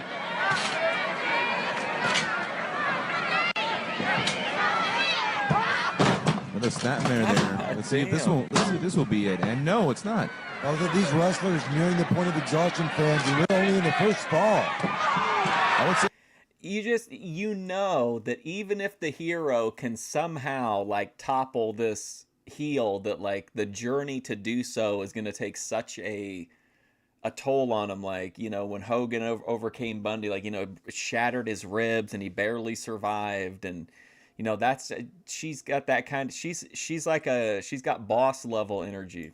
Williams would be the more exhausted one in this one. But whatever the case is, Williams is fighting back. But once again, Kai relentlessly dishing out that punishment. Very, very aggressive. You know, honestly, who it's probably foreplay for is Fabulous Moolah. I bet she loved to see these women like beat the shit out of each other. Opponent, 1, 2. This time she tried to put her weight on Williams, but to no avail. Williams powering out. And again, Leilani Kai choking. Do you guys remember when the first time Tank Abbott fought in the UFC, during that time, they would stop the fighters like right when they stepped out of the cage and show them a replay on one of the screens and have them comment on the last little bit of the fight. And Tank Abbott started like moaning when he was watching the replay. And finally he told him they'd have to shut it off because he was getting sexually excited, like watching himself beat that guy up. Vicky Williams on that top ring rope. Whoa. Williams just bounced. It was, I would say it's more common. Yeah. I remember Velvet McIntyre was barefoot. Off those ropes. Keep them barefoot, Joe. And not even a 2 count at that time. It's like frustration is settled. Notice these women had the class to say, hey, you're already in here to watch us perform. We're not going to make you clap 5 times for us to take our socks off. In. Guys got to watch out for that. 100% Moolah got a cut of this. Absolutely. Temper. Oh, and a kick reversal. Ooh, man. And a jumping elbow drop. Damn, girl. Little primal scream, I guess. Leilani Kai is tapping into my primal need for a Viking woman. Whatever it was, it got her the win. Leilani Kai wins the first fall by pinfall, ladies and 7 gentlemen. minutes, 58 seconds. The winner of the first ball. 5 minutes and 58 seconds. Leilani Kai. Leilani Kai, very pleased with herself. Inside the ring. Vicky Williams now, of course, has an Oh, uphill no. battle I thought we already had a first to fall. she now has to win 2 straight falls if she's going to win this match. Well, lucky for Williams, she's going to get a 2-minute rest period. Did you see her scream at the referee to leave her alone? And we will see a replay of the action with that jumping elbow smash. Amazing camera work from 1979. Hard to believe that this was from 1979. And there you see that second elbow smash for good measure. And that was the elbow drop that got I got a smoke after watching that. her. They got high. The 1, the 2, Tank and the cam. 3. Right. Leilani Kai, clearly the winner of the first fall. 2-minute rest period in between falls. Let's take a look at the girls. See what they're up to. 1 minute. 1 minute to go. 1 minute left. Vicky Williams now in the corner, trying to catch her breath. And as you pointed, Bruce, no divas, no bombshells in this one. This is the kind of female wrestling that you're only going to see right here in the National Wrestling Alliance.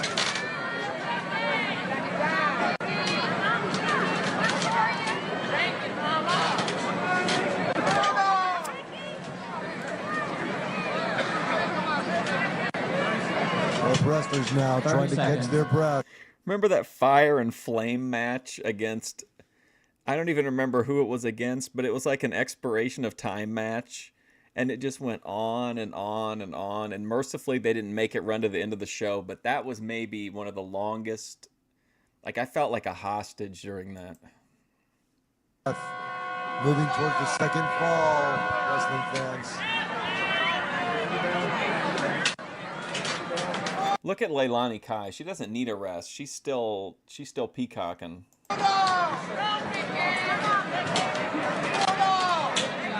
Yeah, no divas, no bombshells, just two rough broads.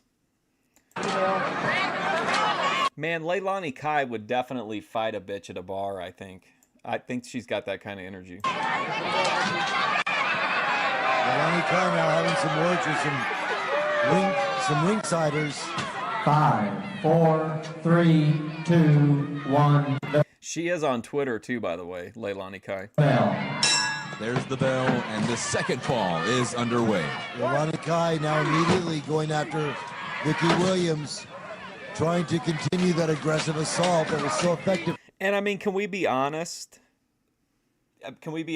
Is this not by far the best match on the card? In my opinion, it's not even close. Like, this is light years beyond anything else. Some of the other ones were interesting to watch, like, from a historical perspective.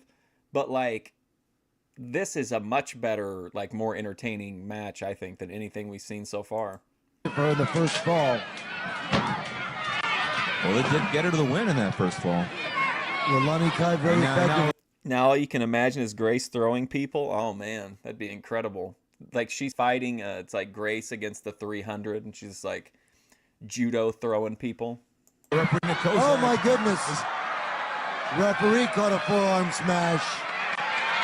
Clearly inadvertent. What do you mean this match is awful? I think this match is, well, maybe it's just because everything else has been so kind of like,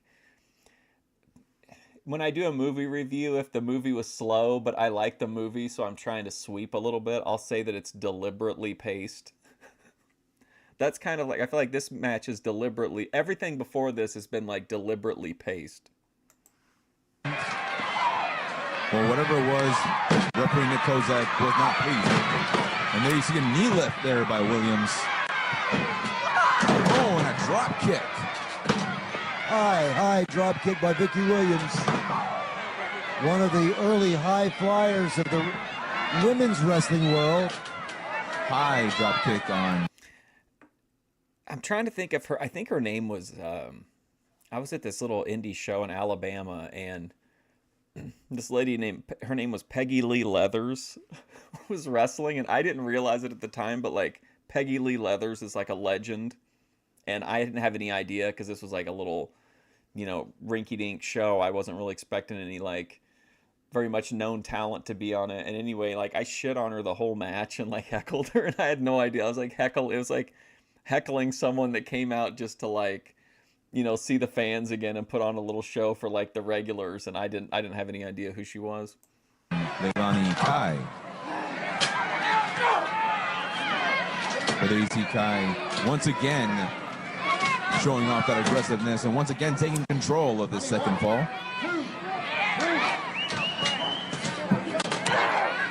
Leilani Kai now again blatantly choking Vicky Williams. And then you see referee asking Kai if she wants to get a disqualification.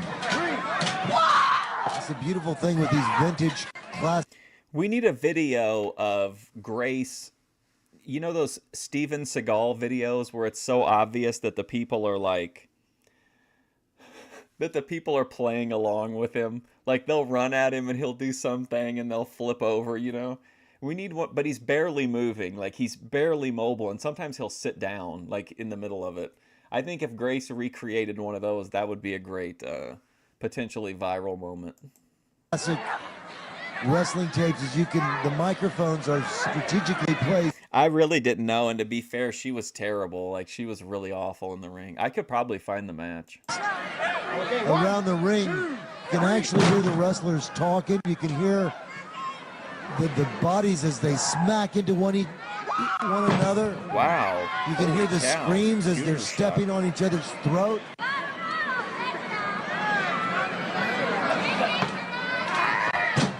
Vicky Williams now again thrown to the ring floor by Leilani Kai. And there's no petting on that floor, ladies and gentlemen. That's hard concrete. Get out of there, asshole. Mind your own business. And Kai not letting Williams back into the ring. Leilani Now Kai jaw-jacking with the referee. This is not sports entertainment, wrestling fans. This is National Wrestling Alliance professional wrestling at its best. Leilani Kai now impatiently waiting for Vicky Williams to get back in the ring. And once again, Kai not letting Williams back into the ring. Referee now Oh, shut warning up, Leilani man. Kai. Is that, I don't know how much more jaw-jacking referee Nick Kozak was that Norm Macdonald as Burt Reynolds as the referee? can take from Leilani Kai.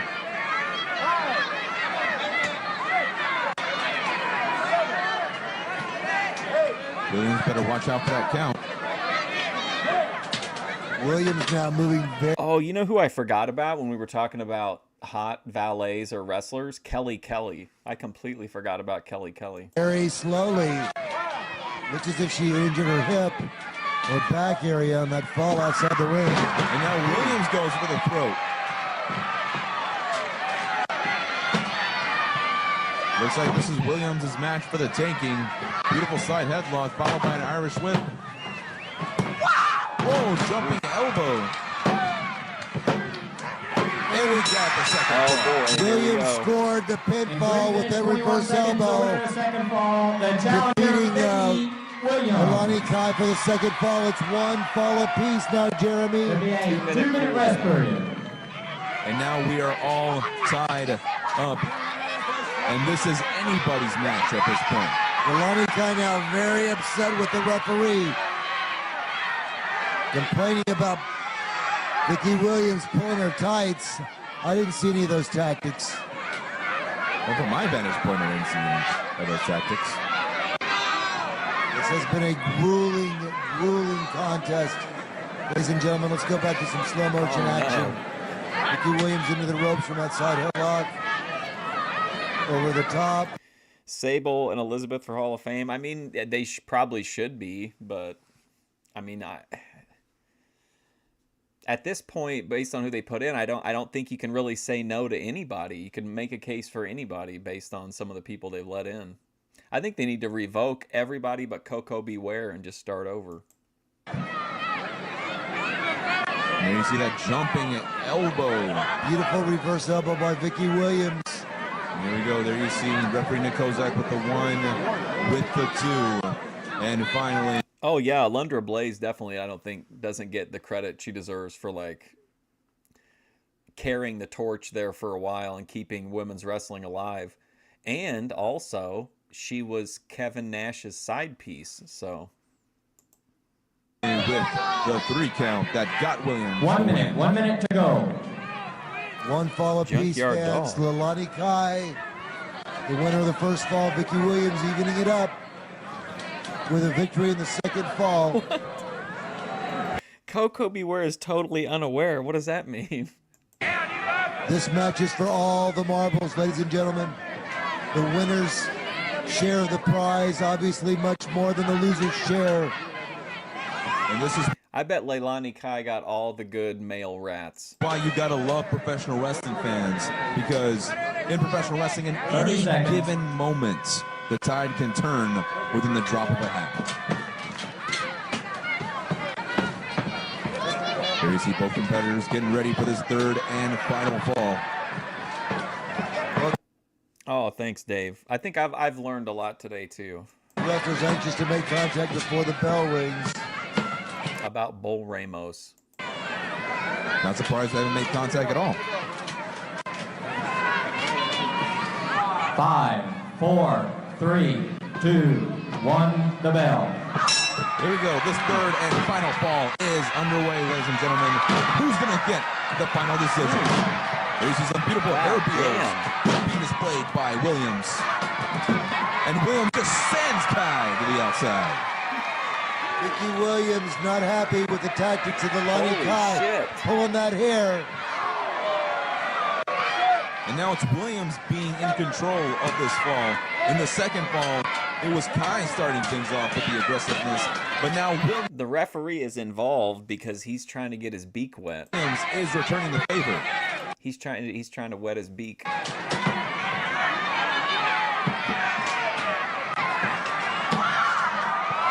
Williams now bringing the Lonnie Kai into the ring over that top rope. The hard way, if you will. And now just catapulting Kai. Here we go. Could this be it already? And no, Kai just kicks out right at 2. That's And you see Come Kai on, trying to girl. get back into things. A little back and forth here with those forearm shots. She's got to reactivate that Viking DNA. And Lonnie Kai now taking those shortcuts again, going to the eyes of Vicky Williams. Referee trying to admonish Kai with that eye rake. But Williams is coming back.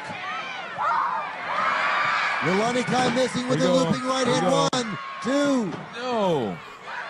Little monkey flip, but Williams right back on her feet. And a beautiful Oh. high drop kick. Flying Jugmaster. Ooh, another shot to the gut there. But Kai is firing back with those forearms. Come on, girl. Put her out. Williams to the turnbuckle. What's Kai setting up here? Kai trying to tell the referee to get out of the way. Vicky Williams slowly getting to her feet. Lonnie Kai now. Hey, Shoulder come on, ref. Why don't you smashes let him have in a the match? midsection. And now Kai just pulling referee Nick Kozak's shirt over his head.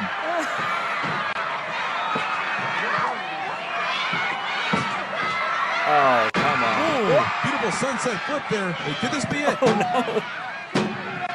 We got a winner. Oh, Sunset bullshit. flip by Bullshit. Vicky Williams. I would have rioted. I would have rioted. 2 minutes, 17 seconds. The winner I'm furious. is the new Texas Girls Champion, Vicky Williams. In this exciting 2 out of 3 falls bout, Vicky Williams now being The awarded new the Texas crown. Girls Champion, She is Vicky the Texas Williams. Ladies Champion for the National Wrestling Alliance back in 1979.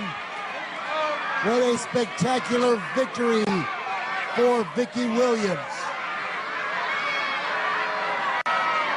What do you think? 80s Ruby? Perfect for glow, right? Perfect for glow. Look at the fan at ringside with a Polaroid camera. You don't see those anymore. There's a good look at Harley Race Oh, here we go. with that 10 pounds of gold, ladies All right, we're to our main event. and gentlemen. The reigning NWA World Heavyweight Champion. Keep my composure? Absolutely not. That was just. I'm still upset about it. This is 1979, wrestling fans. He is defending the World Championship against the challenge of Andre the Giant in a 2 Vicky Williams related to Wendy Williams. Oh my God! Did you guys watch that Lifetime docu-series about Wendy Williams?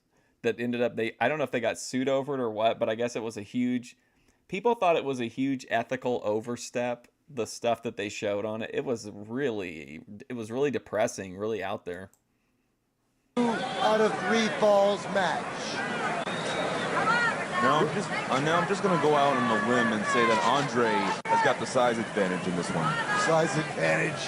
Straight Dave Brown would be like, "Well, I think Andre outweighs him here today, Lance, by at least a pound." Strength, weight. But when you are the world Hey, Randy.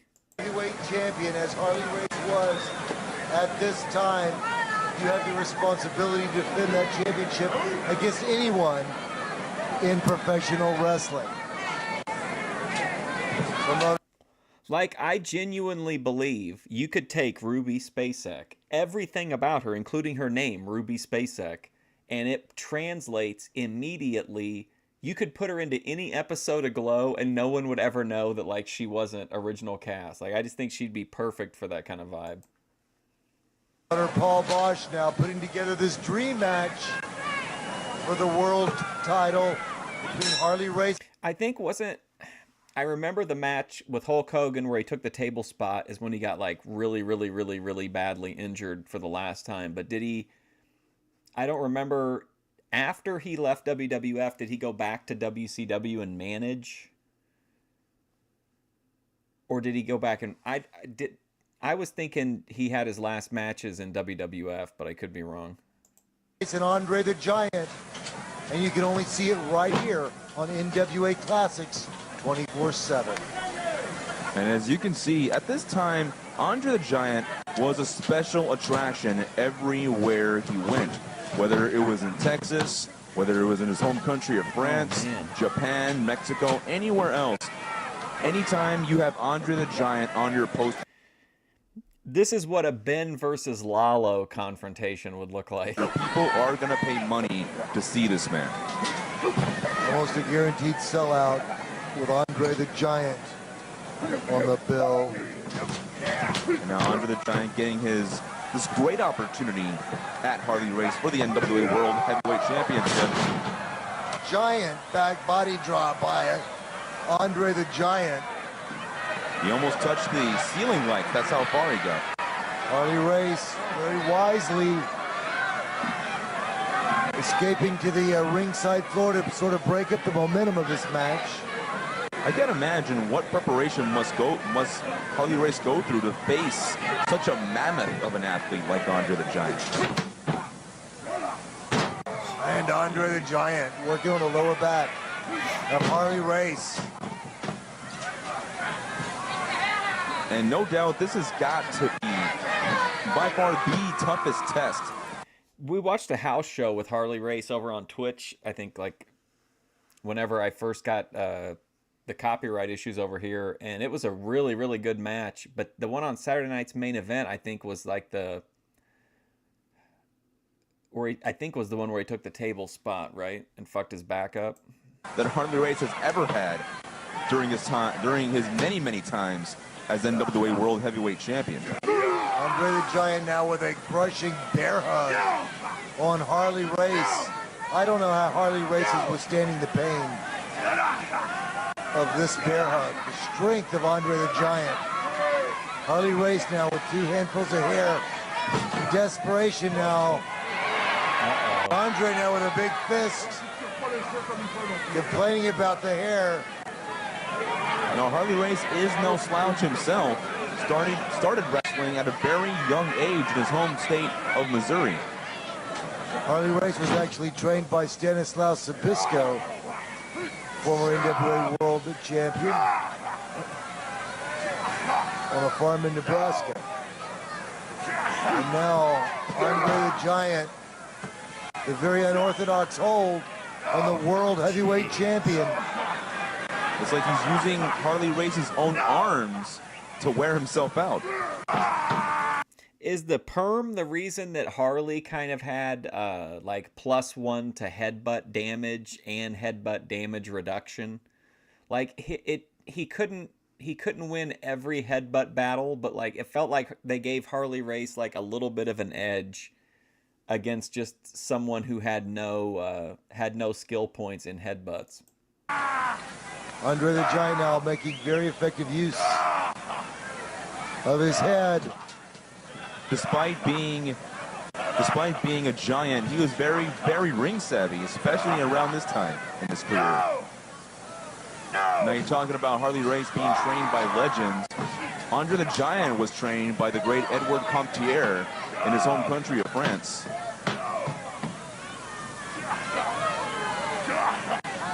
Edouard Carpentier was wrestling in France when he saw Andre at a very young age. Andre was a very young wrestler.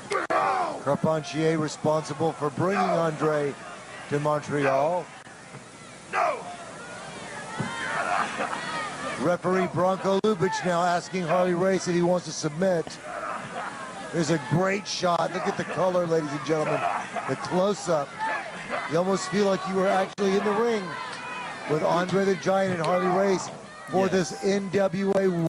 Yeah, like I don't think it's really a thing anymore, but it definitely back in the day there was a hierarchy of like headbutts were a unique thing. Like they worked differently for different people. World Heavyweight Championship match. What a classic matchup. So excited to be able to bring it to you here. Oh yeah, Harley Race is a great name especially for a pro wrestler of this era. On NWA Classics 24/7. And you can just hear the grits, grunts, and groans from Harley Race as he is trying so valiantly to break out of this submission hold being applied by Andre the Giant. Referee now calling for the break. Andre the Giant in the corner. Harley Race now with a reverse elbow. Hard right hand. Andre retaliates with a forearm. Harley Race now with a headbutt into the solar plexus. Now you talk about unorthodox. Harley Race, a You gotta be shitting me. southpaw during his time. Now that's gonna be a big psychological point since most wrestlers are right-handed. My goodness, look at that suplex by Andre the Giant. Looked like Andre caught the back of his head on the canvas as well. Both wrestlers stunned. Black people, they always said had headbutt advantage. Samoans, for some reason, Harley Race.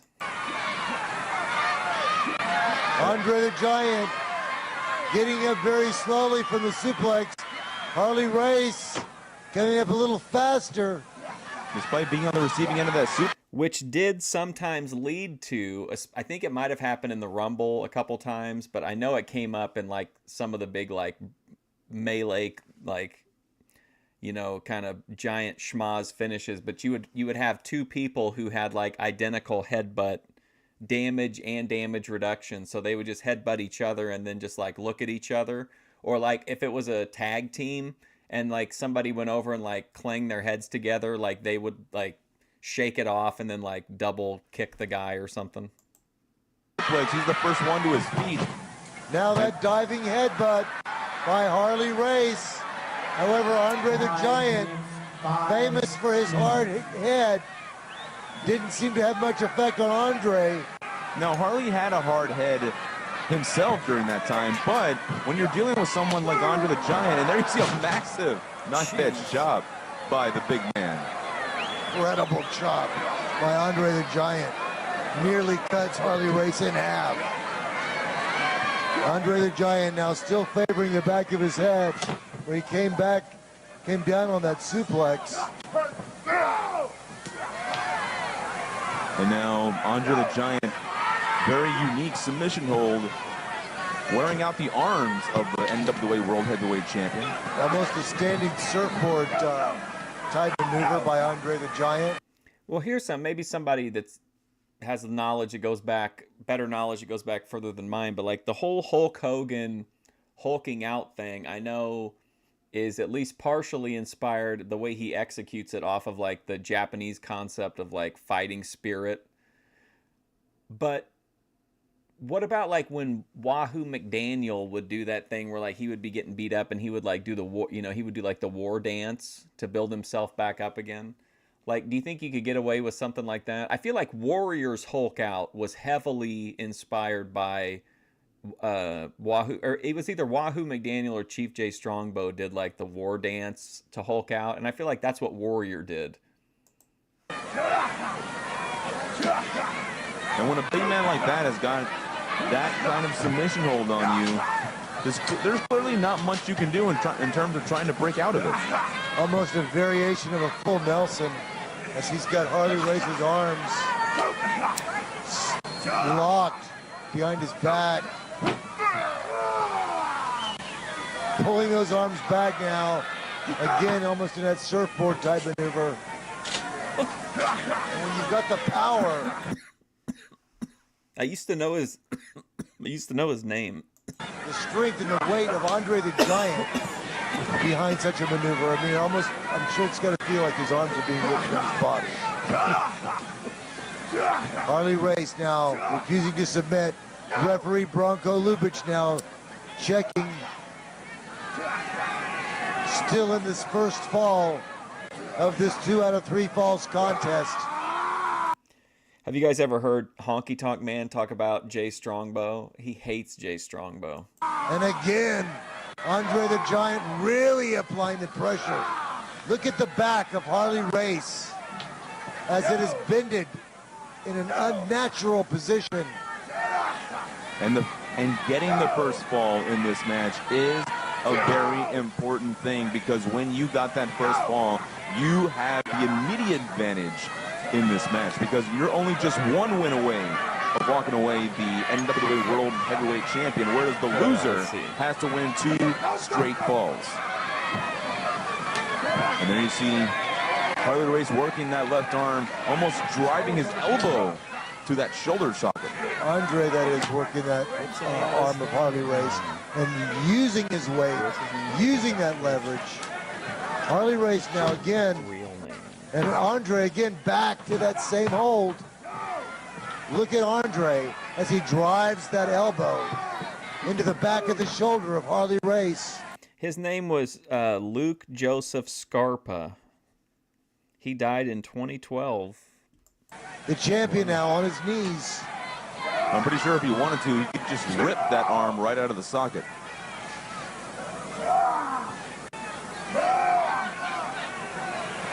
And Andre now applying pressure to that wrist. Now He's been gone for 13 years and still being brought up and shit on in shoot interviews. That wrist almost in half. This has got to be excruciating to Harley. A normal man would have submitted long before. Wouldn't you be like nervous? I would be so nervous, like him dropping down on that arm, like, man, he's so heavy. Just like a little bit of a slip up could really fuck you up. Of course, as we know, professional wrestlers have a very high threshold for pain. Harley Race, one of the toughest wrestlers ever to lace up a pair of boots. A classic matchup between 2 legends of professional wrestling, Harley Race and Andre the Giant. To be honest, I would have quit right before the bell rang. But that's why I'm not a professional wrestler. Look at how Andre the Giant uses his head. He's got it tucked in there with the look of the shoulder there. Bending that arm back, applying pressure. Most famous Polish person, obviously, Ivan Putski. Has to be, right? On the elbow. This is a very unique submission hold here being applied by Andre. Meathead from All in the Family. Like that arm with the elbow quite easily. Now this has got to be a double threat here, because not only do you have Andre the Giant, who's over 7 feet tall, but having the savvy to apply those kind of unique submission holds has got to be an even more dangerous threat. Harley Race desperately trying to reach the ropes, trying to Andre the Giant working the arm. force a break. Referee Bronko Lubich asking the champion if he wants to submit. Now Harley has to think that he's got one more fall to go after this, so I don't know if he wants to go ahead and call it quits now and wish for a better luck in the next fall, or try to get that 1 fall advantage early on. Well, there you see Harley trying to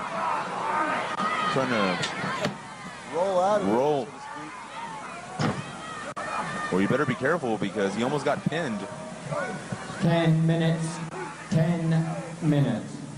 Okay, minutes has gone by in this very first fall. What? In this 2 out of 3 falls match for the NWA No way. Has 10 minutes really went by? No way. World Heavyweight Championship. There's the Harley reaching the ropes there, causing Andre to break that arm hold. But Andre once again goes for that arm hold, goes for the left arm. Little insult to injury there by Andre the Giant. And Harley Race very wisely gets out of that ring to try to get some feeling back in that left arm. And this is even more dangerous because, as I stated earlier, Harley Race is a southpaw. He is left-handed, and with him trying to rely on that left hand of his, that dreaded left hand of his, that's got to be troubling for the current NWA World Heavyweight Champion. Harley Race now talking to Andre, telling him, just give me a break here. Well, I'm pretty sure Andre's not going to give him that break because Again, Andre Right back going to the right arm. back to that left shoulder.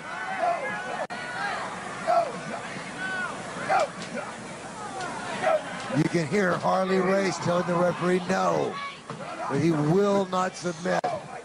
can you just imagine Oh, I wish we could watch the Iceman videos on here, but they're Warner Brothers own. So for some reason, Warner will sometimes let people upload stuff, and then they'll monetize it, but then they'll take it down, like if you try to restream it or live stream it. Andre holding that 10 pounds of NWA World Heavyweight Championship belt? It's almost going to look like a toy compared to Andre. Now the look Giant. at the size of Andre the Giant's hands. Look at his fingers compared to Harley Race's hand, compared to Harley Race's arm. You can really see the difference in size between these two competitors. Phenomenal camera work, amazing color on this close-up. And a body slam by Andre onto that shoulder. I don't know how much more Yeah, HBO. punishment Harley Race can take before the end of this first fall. That could break the arm. But Harley Race is under the rope, so the referee has got to call for the break.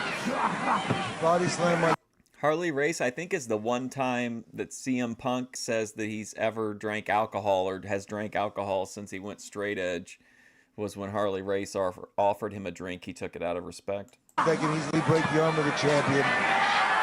Especially at a very high distance. Andre the Giant now taking his time. Doesn't seem to be in much of a hurry. This is a 1 hour time limit and 2 out of 3 falls. Still the first fall of this 2 out of 3 falls contest. Harley Race telling the referee to get him back. Easier said than done. I mean, if I was a referee, I'd be worried trying to hold back Andre the Giant.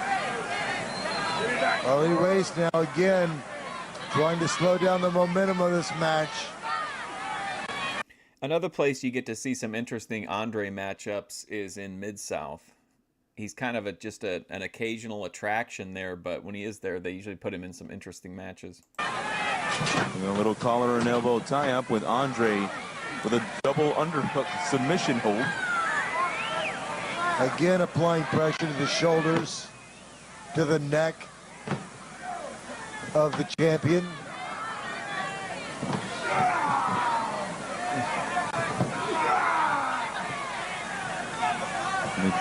If he keeps on this hold, it's only a matter of time before Harley Race fades and passes out from the pain. Harley Race, no doubt one of the toughest wrestlers ever to step into the squared circle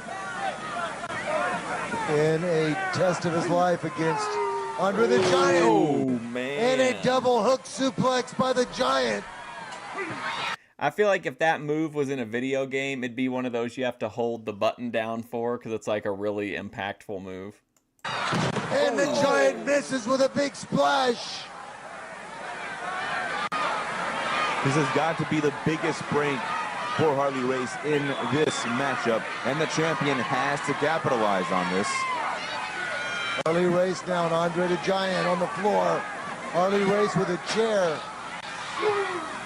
Harley Race now the champion.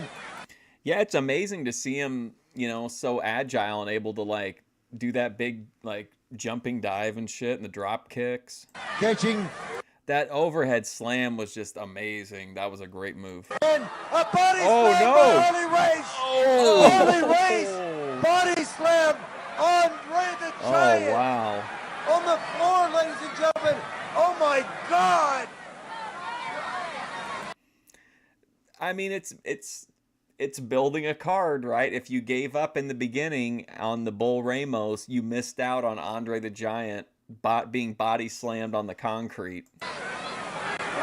Many people have said that Hulk Hogan was the first one to body slam the Giant, but no! There you saw it for yourself. NWA World Champion Harley Race with a body slam on Andre the Giant, and Harley Race wins the first fall by Damn, countout. First fall World Heavyweight Champion Harley Race. Harley Race now winning the first fall by countout. Andre the Giant unable to make it back into the ring by that 20 count on Oh the my floor. gosh. Harley Race unbelievably scores the first fall in this. And that's in the first fall. So, I mean, what's going to happen I'm not saying like how do they top that? I'm saying like how do you, booking wise, where do you go from here with him suffering what at the time would have been sold as a pretty devastating, turn of events? 2 out of 3 falls matchup.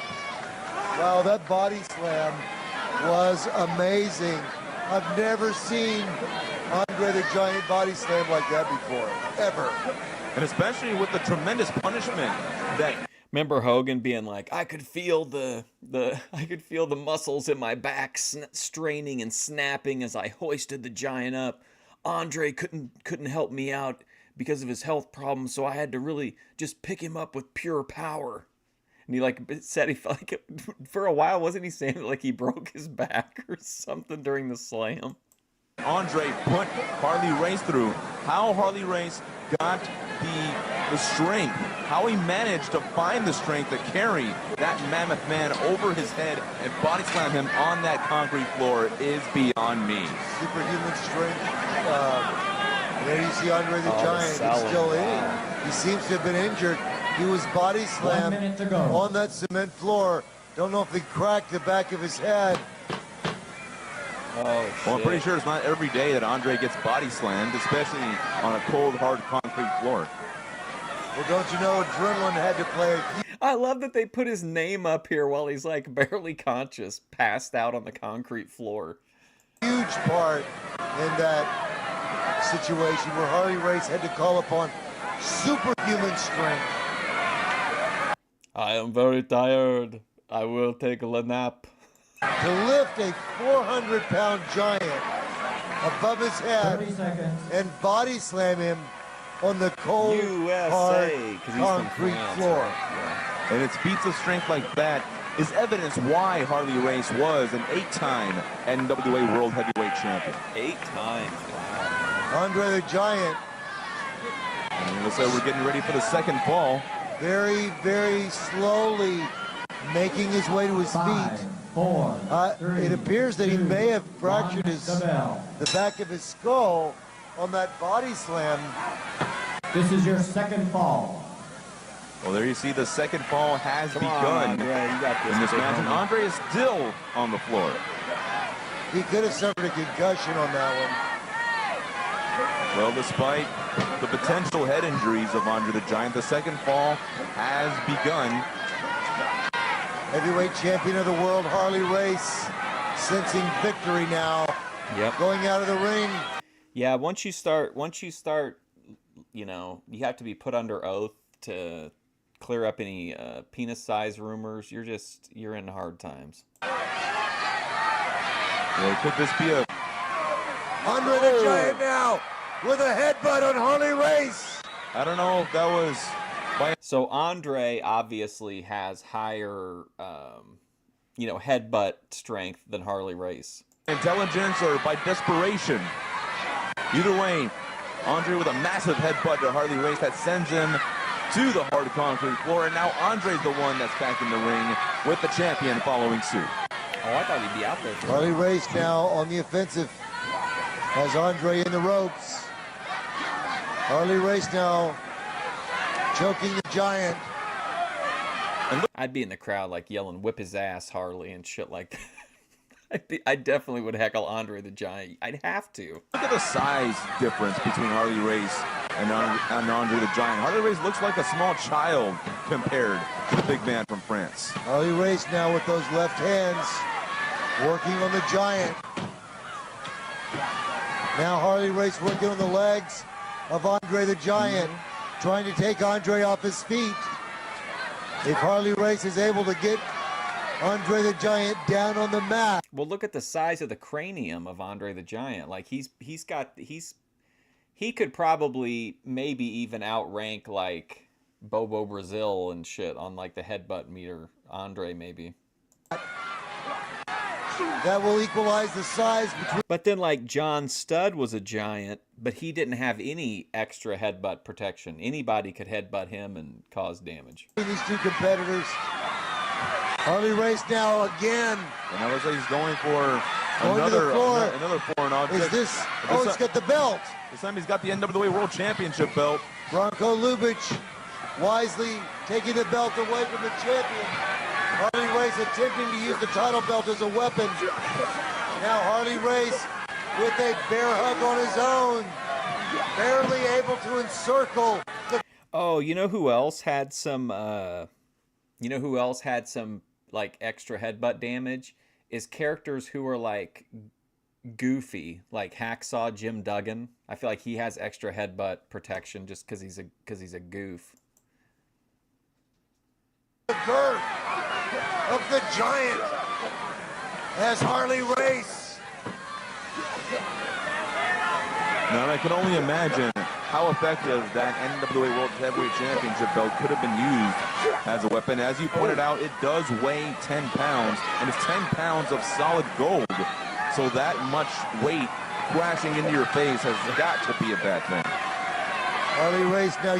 I was just thinking, like, imagine Andre drank like two cases of beer and like 4 bottles of wine before this match, and you're like hammering him in the stomach. Using every ounce of his strength to crush the rib cage of Andre the Giant.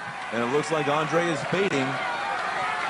I don't know how Harley Race can hold up 450 pounds. Looks like Andre's leaning. You know, talk about the Eiffel Tower. Wow. I guess a French version of the Eiffel Tower. And it looks like both competitors are leaning towards one another, literally. Harley Race now and Andre Here we go, Andre. into a pinning predicament. 1, 2. Andre now raising his shoulder. Bronco Lubitsch carefully checking the shoulders of Andre the Giant. And Andre just Need to sleep. instinctively raising his shoulder up. Harley Race now working on the rib cage of Andre the Giant. And now Andre wrapping his massive tree trunk like legs around the waist of Harley Race. Boy. A massive leg scissors by Andre the Giant. Jeez, Has the champion in trouble. I mean, this is almost like it's just such a weird dynamic. Like Harley Race is this like pretty good sized dude, and he just looks like a kid in there. And now it looks like Race is trying to basically make Andre carry his own weight in a pinning predicament. Yeah, looked like Harley Race had a handful of tights there, trying to get Andre's shoulders. Trying to lift the ass up to get a better angle. On the canvas. And that's a whole lot of tights to grab. There we go. Now Harley trying to keep Andre's shoulders pinned to the mat. Ooh. Hard right hand by Andre the Giant. Yeah, it looks like Race is almost out of it. Oh, armbar. With that hard right hand, and still in the receiving end of that body scissors. Interesting pose.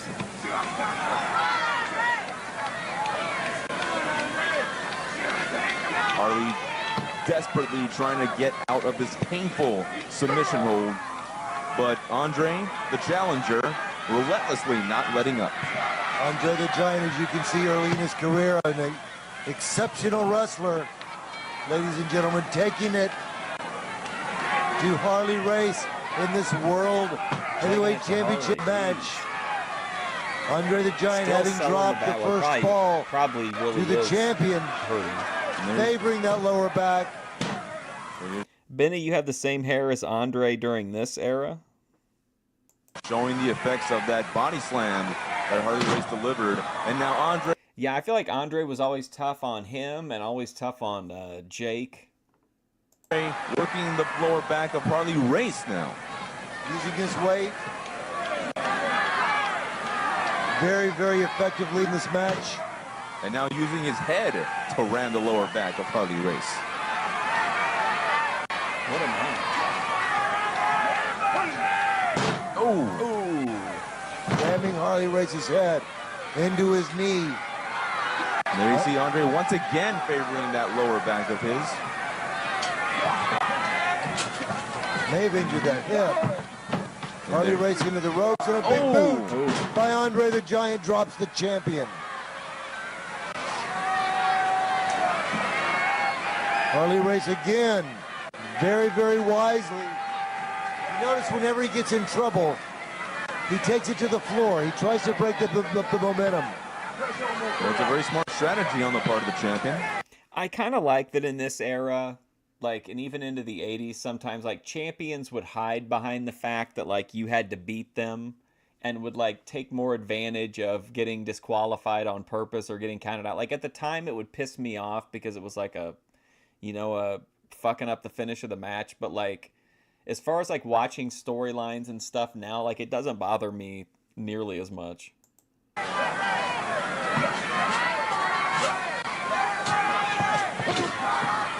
And Andre the Giant now trapping the champion in the corner. Brushing Harley Race into the turnbuckle. Hard whip into the corner by Andre the Giant. Who's the best over 350 pounds? I happen to know personally that Rush Limbaugh's burner account has always been saying that Men on a Mission were the best big men of all time. And again, Harley Race to the outside of the ring. Now Andre better be careful because this is the pretty similar situation of what happened on the very first fall, which got Harley Race the win.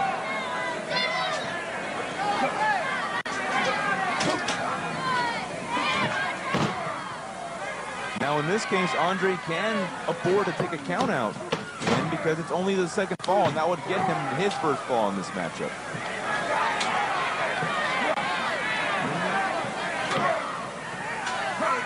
Like, I appreciate that stuff now as, like, some of the stuff we've seen on Memphis. Like, they'll put two people together that we know are going to have a great match, but they're not in a storyline together, so there ends up being, like, an angle where the match gets disrupted. But, like, at the time, I would have just been, like, especially during the 90s, when they were doing so many, like, screw job finishes during the Vince Russo era, like, it really pissed me off. But I think, like, going back and rewatching it now, I'm more open to it. But at the time, I felt like I was, they were really fucking over the fans, which they probably were. Loving trunk-like right hands by Andre the Giant. Oh, but this time Harley Race gets out of the way just in time. And now Andre following Harley Race to the outside. I know some people might not agree with me, but I would put Abdullah the Butcher on that list for what, I mean, maybe not, he doesn't have the same qualities as some of the other people, but like four guys that were over 350 pounds, I mean, he would have to have been one of the best, like one of the like most enduring, like longest working, over everywhere, memorable, larger than life character, especially for somebody that never worked for Vince. Did he ever come in at all? Amazing headbutt by Andre the Giant. Once again, Andre has to be careful. This is how Andre lost the first fall. And Andre the Giant catapults Harley Race over that top rope from the outside of the ring. Here we go. This is it. 1, 2, 3. And Now that ain't.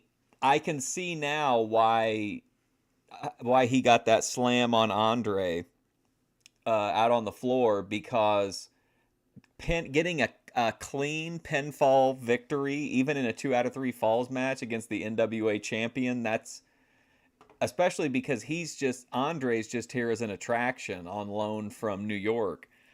So, like, for him to get a pinfall win over Harley Race as champion, that's pretty impressive. And he is the champion here, right? I'm pretty sure. Andre the Giant scores Who said Haystacks Calhoun? Who's in here trolling Haystacks? a pinfall victory for the second Money, though, I mean, he did draw a lot of money. fall. The Giant. The falls are evened up, Jeremy. It's one fall. I don't know if he would qualify at 350, but I think he was definitely over 300. But he was so tall, he probably was over 350. Be Ernie Ladd, the big cat. Ernie Ladd. Apiece. The winner of the third and deciding fall will be the new national. I think part of my reappreciation for being able to appreciate like fuck finishes again with like, DQs or whatever, kind of is the same reason that I think I would be able to appreciate Abdullah the Butcher more now than I would be back then, is if it was in like that territory format, like in Memphis, where like, remember Kabuki came in just for one show and then that was it. We got like one match and it was like a spectacle and then that was it. Like, on the one hand, it was disappointing because I wanted to see more of him, but on the other hand, it was kind of like, it really made it seem like literally anything could happen, and like you didn't really get a chance to see any of his real glaring weaknesses because you were just so impressed with him being there, and then before you knew it, he was gone. Like, I feel like that's how a lot of promoters used Abdullah the Butcher outside of like Puerto Rico, where he was like constantly feuding with people. National Wrestling Alliance World Heavyweight Champion. Let's take a look at the instant replay as Harley Race is lifted above his head. Look at the strength of Andre the Giant as he catapults Harley Race like a lawn dart. Oh, thanks, New Walgreens. Over the top rope into the ring. Harley Race landing hard. Andre the Giant now preparing for the coup de grace. Stepping over that top rope. With the greatest of ease. I don't know enough I know who Jerry Blackwell is. I've seen him wrestle, but I feel like the stuff I've seen is probably not what his fans would want to like showcase his talent. So I don't really know enough about him to say much about Jerry Blackwell. And then he follows Steve Blackman, I know a little bit more about, but I don't think he's 350. it up with a huge. There you see it. 1 minute to go. Flash one.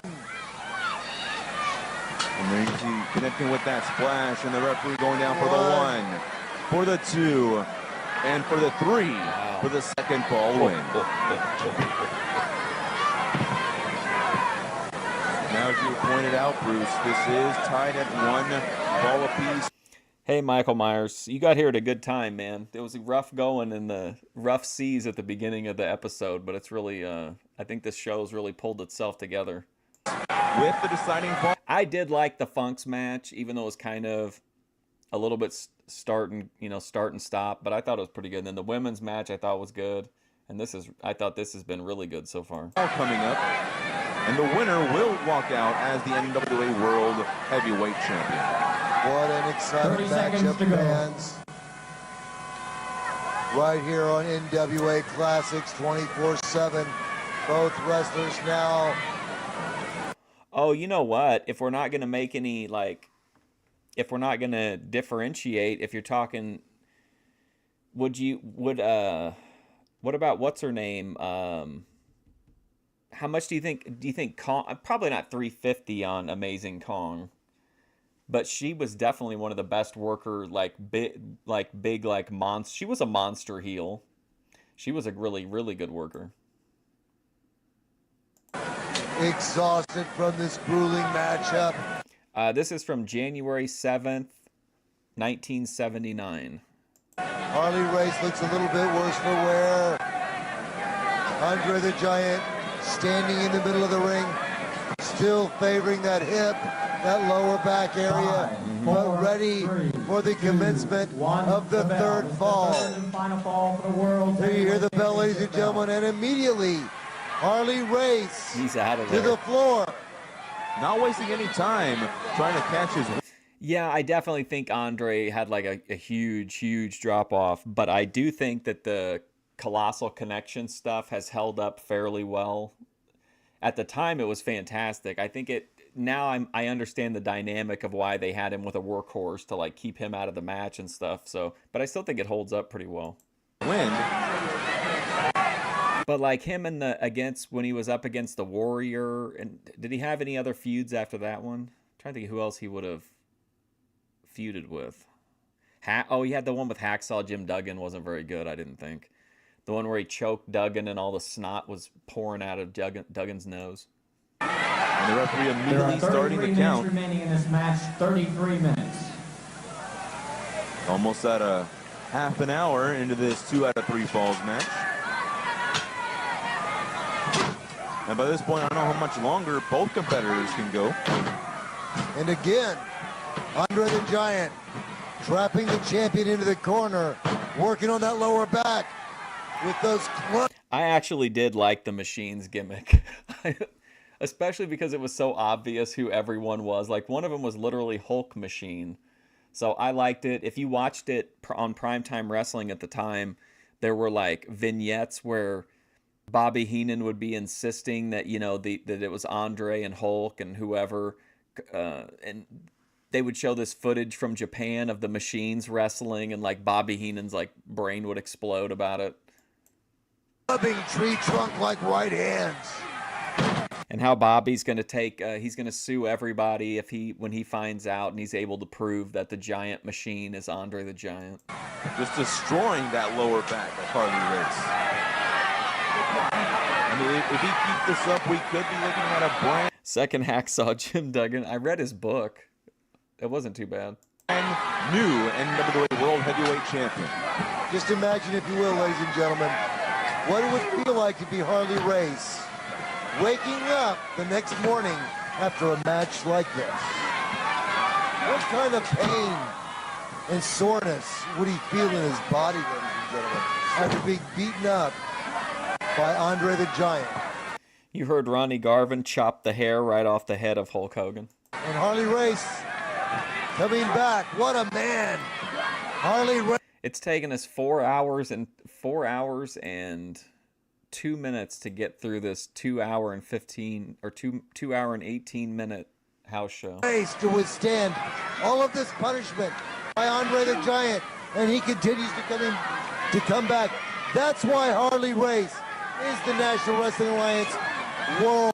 Yeah, I think you're right. It was the black. It was I forget which blackjack it was, but it was definitely Demolition Axe. Heavyweight champion at this point in time. And that should show you how important it is for Harley to retain that NWA World Heavyweight Championship. Andre the Giant now with a hard right hand of his own. Boom! And now the challenger once again at an advantage in a huge massive headbutt Wow. that sends the champion right down to the canvas. Fantastic. Ooh, there's where he shit on Bad News. Beautiful sit-down splash there by Andre, following up with another massive right hand. And it's the champion once again going to the outside. Andre again following suit. This is what happened in the second fall. Andre the Giant now trying to get Harley Race back into the ring. Harley Race escaping outside the other side.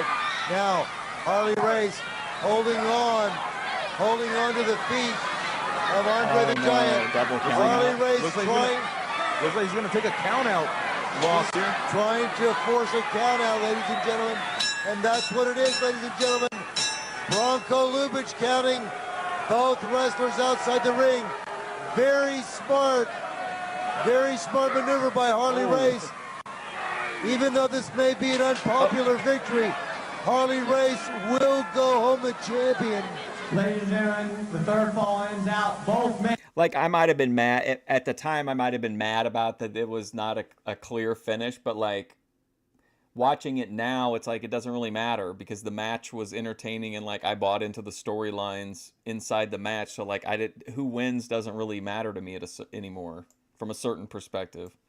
And we're counted out. Andre could not Ladies and get in the gentlemen, ring both by men 20 count. were counted out I don't know who's doing the I don't know who's on commentary. outside the ring in the third fall. And Harley Race is Andre the still Giant world champion. won the second fall. Harley Race winning the first fall. This match, ladies and gentlemen, officially declared a draw. I don't know a lot about World Class is another territory I need to learn more about, but in the documentaries I've watched, I've seen the theory, but I don't think any kind of proof or anything.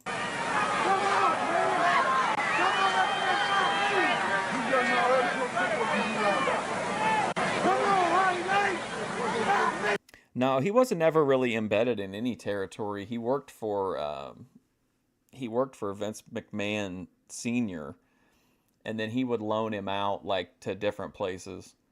So he worked a lot of places, but he worked for Vince, I'm pretty sure.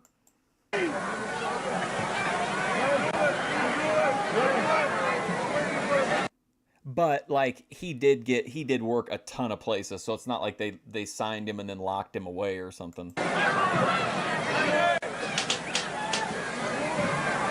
Yeah, I can see that on the audio mixer that there's a commentator on each side. All right, I don't have time to watch much of this, but I did want to show you guys this channel I found and see what you thought about it. It's called Brooke Does Brooke.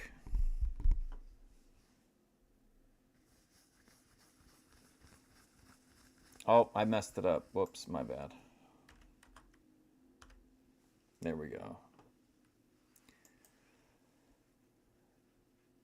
So she's got 25K subscribers. Here's the one I thought you guys might appreciate.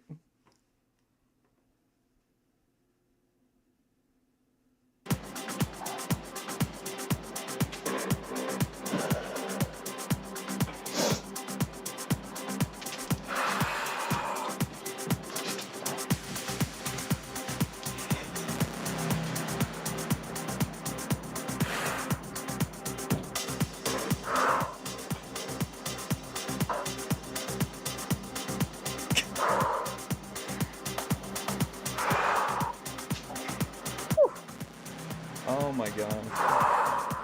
That was good.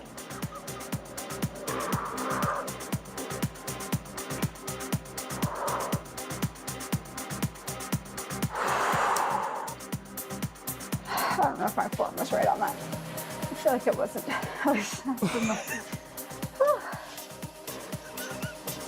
Well, I said I had something for the tank guy if he stuck around.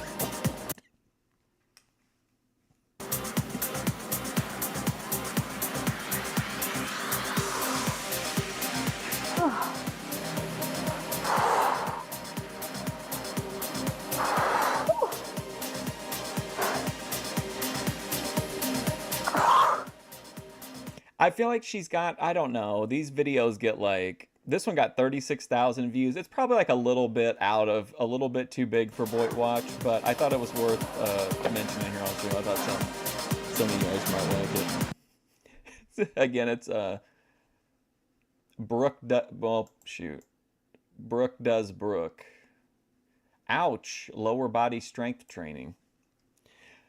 All right, I gotta go. Thanks for hanging out though and watching that. I thought it was really interesting. I did kind of like at first. I did the Bull Ramos thing threw me off, but I feel like it did what a card like that does. Like I kept getting more and more invested as the card went on until the end when I was like completely down for it. So it was just interesting to see how a house show was booked in the territory at the time. All right, all right.